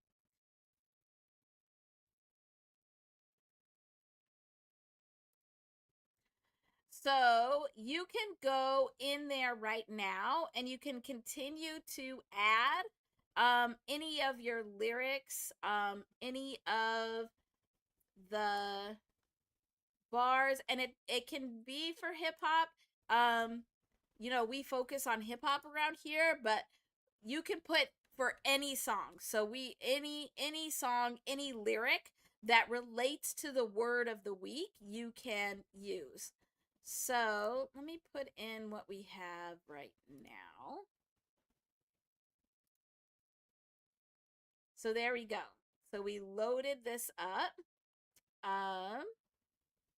And then what we are doing is we are letting the universe decide which of these lyrics we should use to be able to get more understanding of the word that we're studying.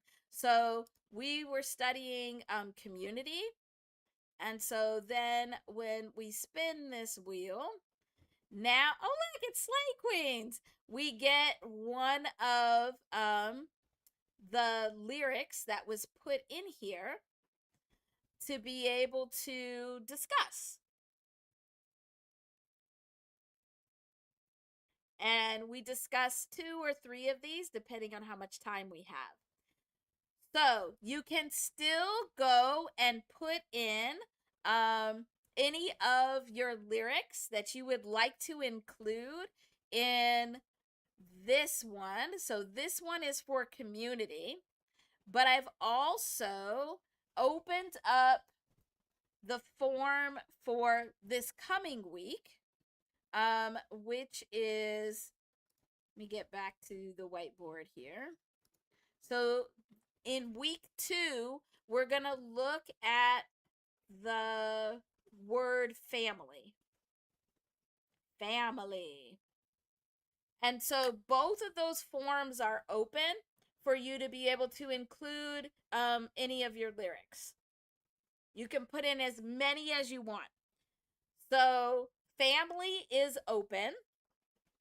It can be any lyric or bar that is related to a family, it defines family, or that uses the word family. Yeah, have fun. Fill it up. Fill it up. And I think maybe we can look at Slay Queens. Because it came up, I think it's relevant.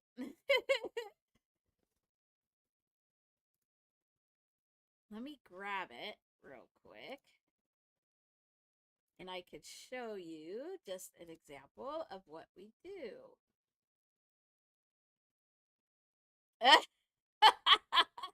Right. Please and thank you, right, Josh? We'll pre-screen. I'll pre-screen.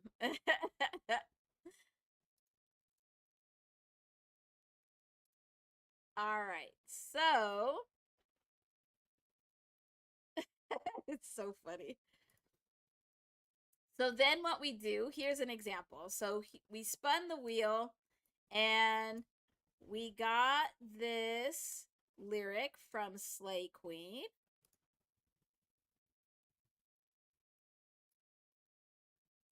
That she felt related to community. And so then, oh, this is a good one. So then what we do is we'll look at the vibrations of the artist, of the song title, but then also of the lyric itself.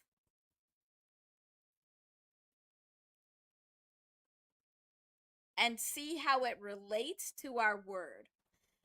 So, I think the first thing for this one in particular is that I was very excited that Slay Queen put in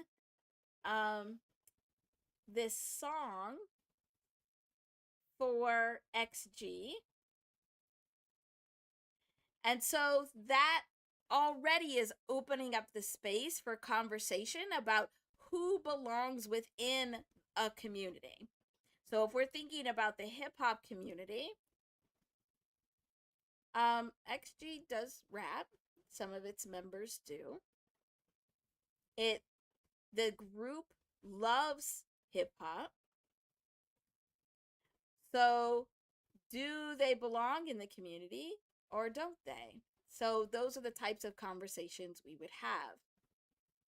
And then breaking down the lyric to see how it relates to community itself. Let me see if I can grab.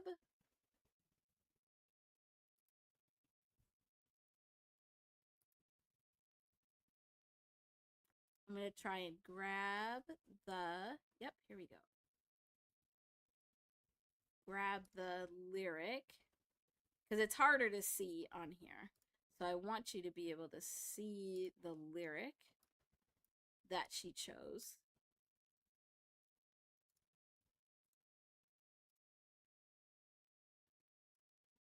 Wait, no. Do this right. Why are you being annoying? All right, we'll try this again.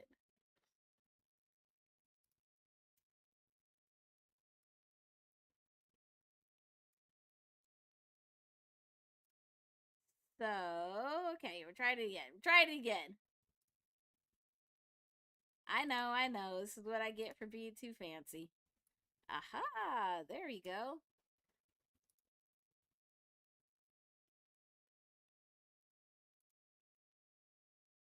There we go. Whoa. All right, so this is the lyric that Slay Queen put in to represent community. So crossing every sea, every borderline. We love you in a million ways, in a million places. And part of our discussion about community was how it's so different now because it spans out across oceans and across so many spaces now with the internet and social media. So I think this is perfect. Also, what's coming up and playing in my head is Birds and the Bees by Baby Keem. Because the background track of that song is talking about how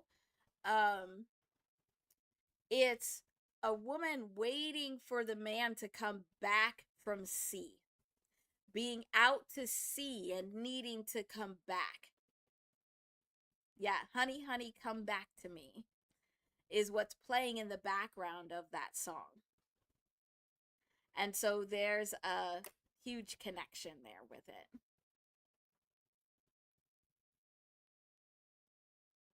Oh, no, I'm definitely going to watch it, Raina.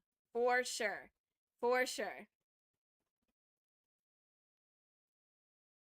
Oh, really?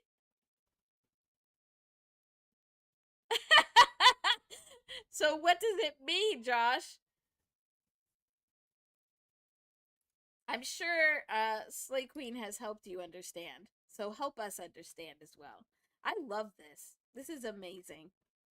And to be able to see those connections. So, all that to say, the form is open for family for you to be able to put in all of your lyrics from any genre song that is related to family, uses the word family. And that's what we'll be discussing on Thursday. It is pretty late because I tried to have that be my latest live. I'm on Twitch and YouTube, but I try to make it later for us in the United States so that um, some people in London and throughout Europe have an opportunity to join as well.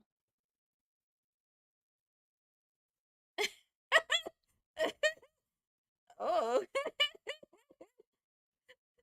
oh my gosh. All right, so there's that. So let's look at this 364 and 365 from Reina. I'll get some more water.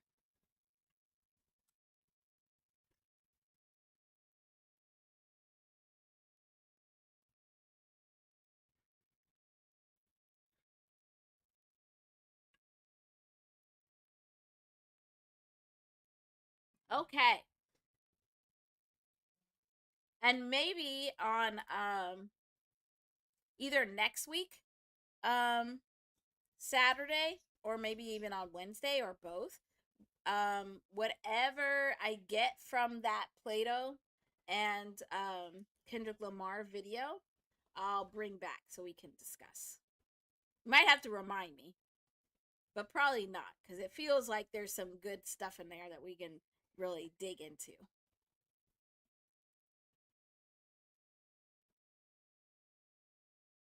Oh, oh, oh.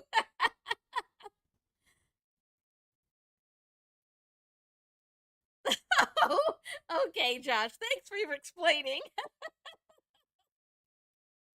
Oh my gosh, you're hilarious. I absolutely love how everybody brings so much good, positive vibrations and just flat out joy. So I hope that when you're away from these spaces, you're able to continue to carry that joy with you. I love it.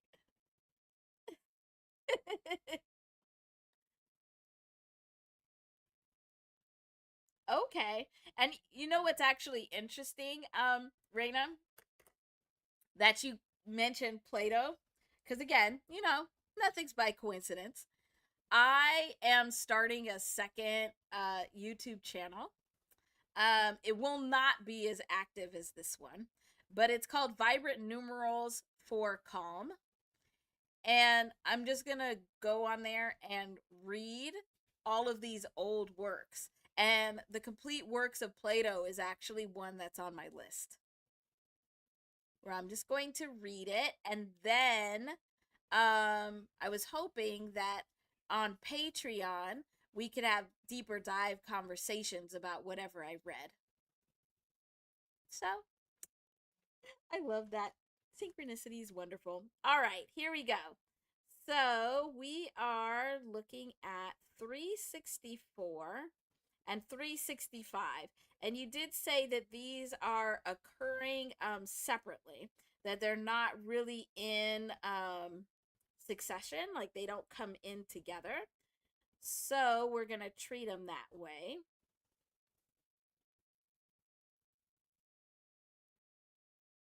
Hmm. Okay. So the first thing that's coming in is to look at this 36. where the 36 in both of them is what is the same. It's what's connecting these vibrations. And it adds up to 9, which is the ending of a cycle. And for both of them, the ending of this cycle is coming from disrupting the comfort zones that are currently in place so that there's room for growth. So it's kind of like our comfort zones are the walls or the boundaries that we put up around ourselves. And so as those comfort zones are torn down, now it gives us room to expand. Kind of like we were just talking about with Jupiter, where Jupiter is trying to help us expand in all our areas of creativity. But we have to break down some of those walls that we've become comfortable with to allow that expansion in. So if we've been doing our work where we've already been creative and we've been feeding our creativity and sharing our creativity to the world, now we have spaces already in place that allow that creativity to grow. But if we don't confront those comfort zones, if we don't look at this way of thinking, this way of doing something that makes me comfortable, but I really shouldn't be comfortable with, need to be faced and broken down.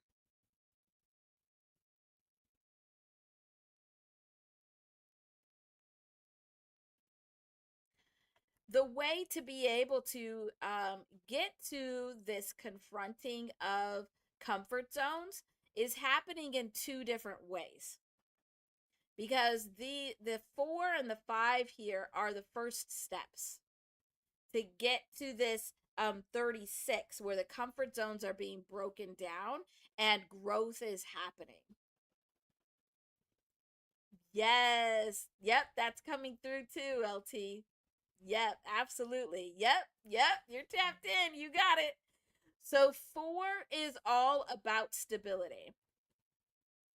So it's realizing that what you thought was stable actually isn't stable, or being put in a state of instability that is now prompting you to confront those comfort zones, to break them down so that growth can really happen.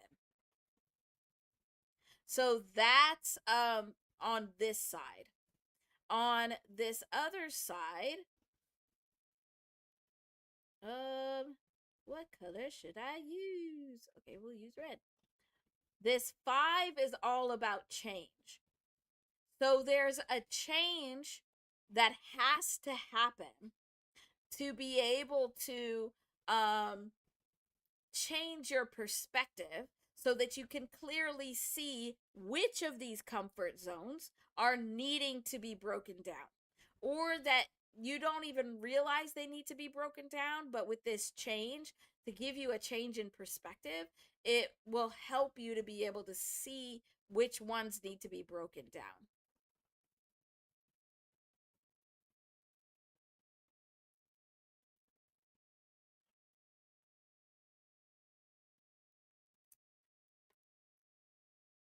Yes, to um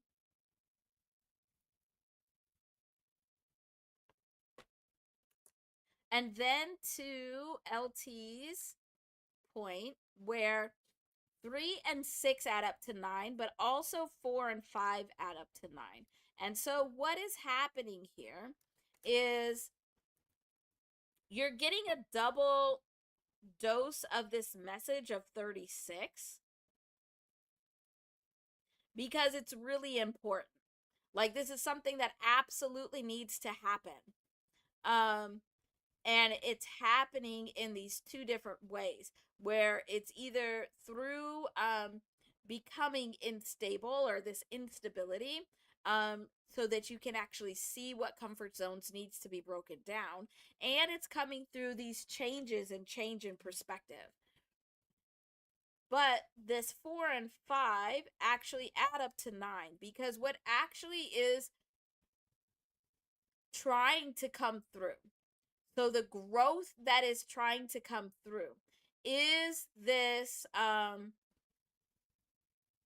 vibration of 369. 369, if you look into the work of Tesla, not Tesla now, Tesla actually the person, he speaks a lot about how 369 are the vibrations of manifestation, that you can manifest very quickly with this 369 vibration. So it's not just that these comfort zones need to be broken down so that growth can happen. This is huge growth. Huge growth. Huge growth that is here waiting to bless you, but this needs to happen first. And it feels like this is a message for multiple people. So if you are feeling like this is relating to what you are going through currently, yes, pay attention, extra attention. So in this space of the planet Earth, we operate in 9 cycles. And if you watch my monthly videos talking about the monthly vibrations, I always talk about a 9 cycle. A 9 cycle is how we build up our energy that we need to be able to manifest, to take action, to build the world and reality that we want. You use these 9 cycles. This is why in nature you see all of these spirals.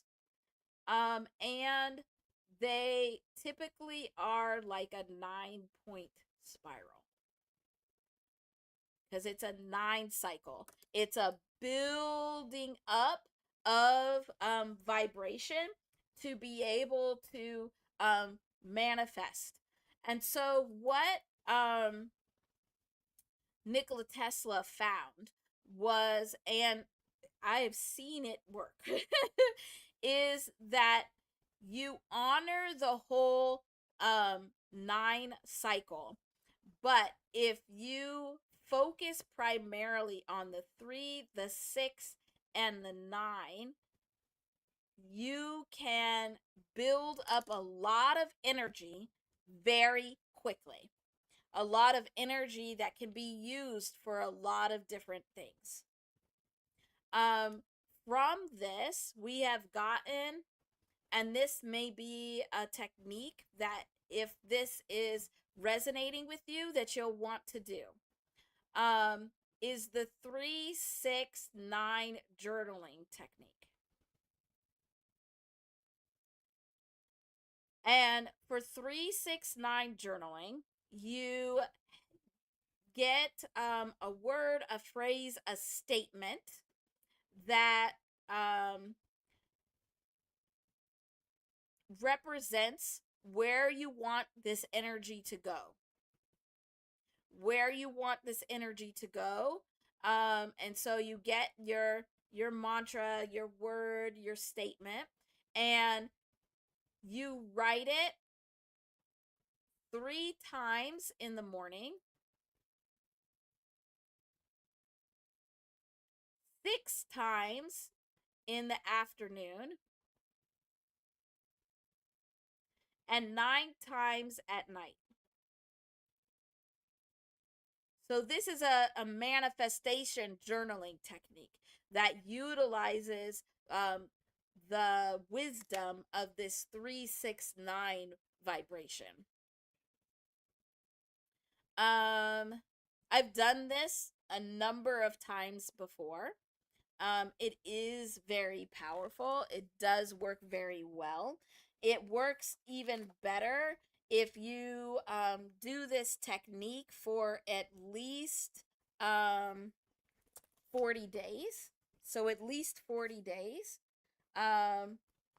And it works really well if you can do your writing at the same time every day. So like I would as soon as I got up is when I would write it 3 times in the morning.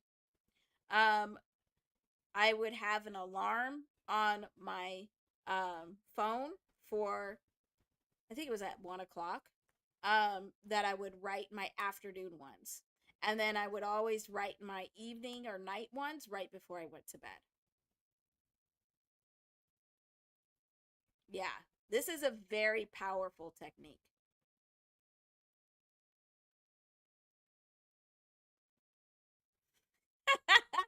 Oh, the universe. Oh, man. I love it. So there's another message here where if we take um 364 and 365 and we add them up, we get 729. And 9 is the numerical vibration around ending cycles, so ending ways of doing things, ending thought patterns, ending regular behaviors. This also ending some of those comfort zones. What this goes into that, because ending some of these behaviors and habits that make the comfort zone or that you do in the comfort zone, it's ending that. But it's ending in this space of 72. And 72 is the numerical vibration of the name hip hop. So that's why I was giggling. Because after all that, it always comes back to this that we have this ending of cycles, this ending of the way of thinking, the way of doing things, in order to be able to find this new hip hop. And yes, hip hop 72 adds up to a 9 also, because one of the vibrations of hip hop is it's meant to come into the world and change how people think, change their behaviors and the things that they do. And that's part of that legacy building, the sharing of wisdom. Love it. Woo! I love it. Oh yeah, Josh. LT comes and he's locked in before he steps in. I love it. Yes. Oh gosh, Lexi, that's hilarious. Not percolate. That's such a that's a good word choice. It makes me giggle. Funny.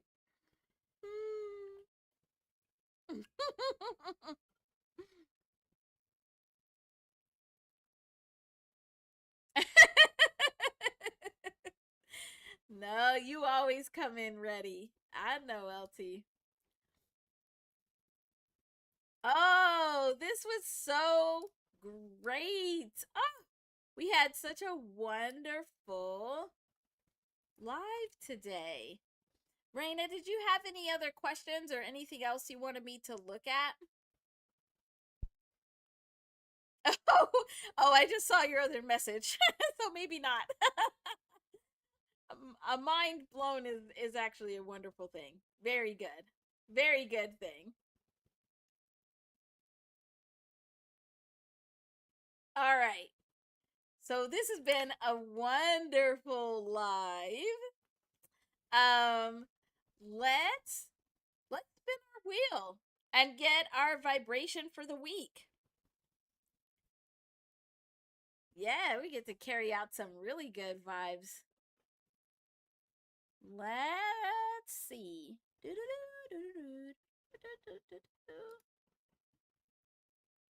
There we go. All right. So last week we had 519. And I always like to repeat it. So we spin our random number wheel every week on Saturdays, so we can get a random number or vibration to try and look out for throughout the week, so we can build up our awareness of the vibrations that are around us, so that with more awareness we can work with the energy with more intention.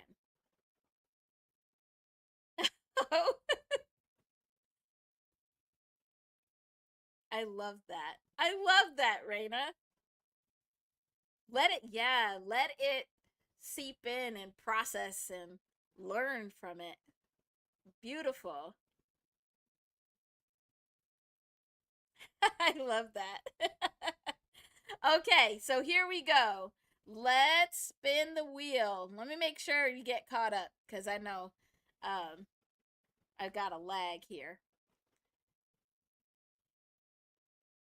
All right, here we go. Spin that wheel.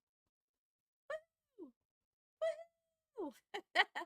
Did I say woohoo?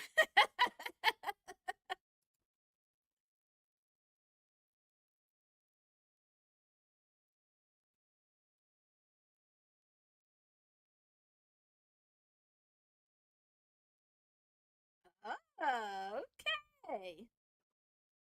Hurrah! Hurrah! Hurrah!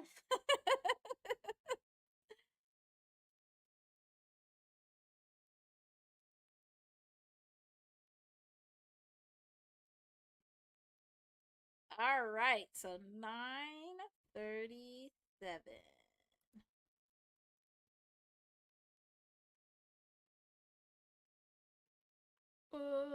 Okay, here we go.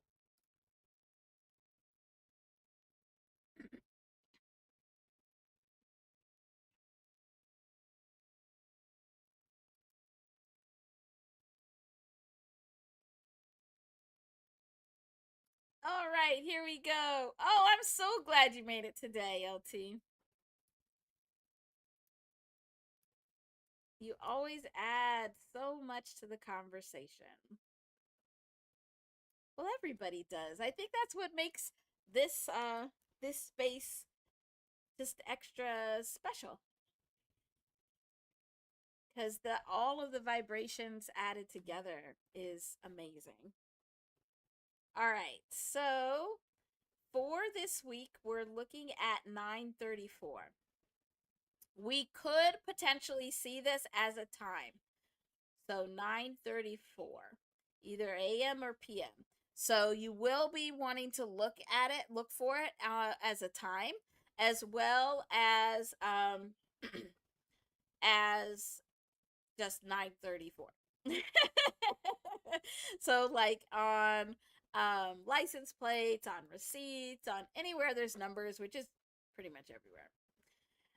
The themes, so 9:34 adds up to 16, which goes to a 7.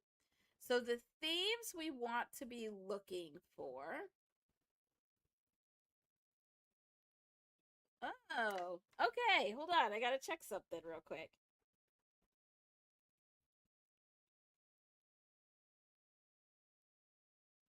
Oh, okay. Yep.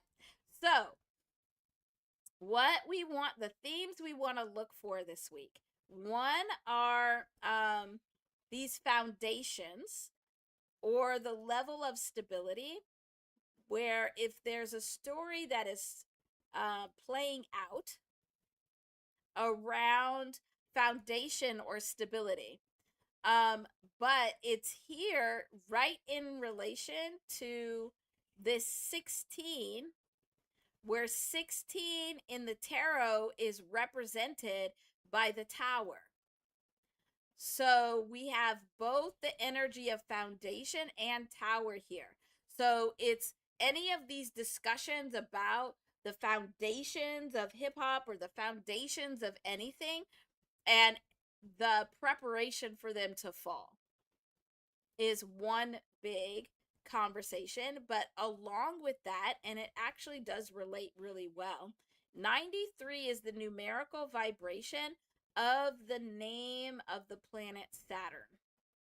And Saturn is the planet of structure, like foundation, but also of responsibility. And responsibility, taking responsibility, is supposed to bring stability. So we are looking for these themes of where is it that these foundations are preparing to fall, that their structures can be weakened by not taking responsibility. Wow, very interesting. Very interesting. All right, so look out for 9:34. I will be live again on Wednesday on Twitch. And then Thursday on Twitch and YouTube. And back here on just YouTube on Friday.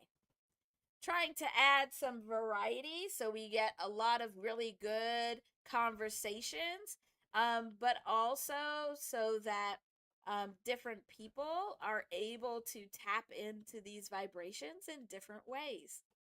Thank you all so much for being here. This was so much fun. I'm going to do our little closing statement. So we'll close this really special place, this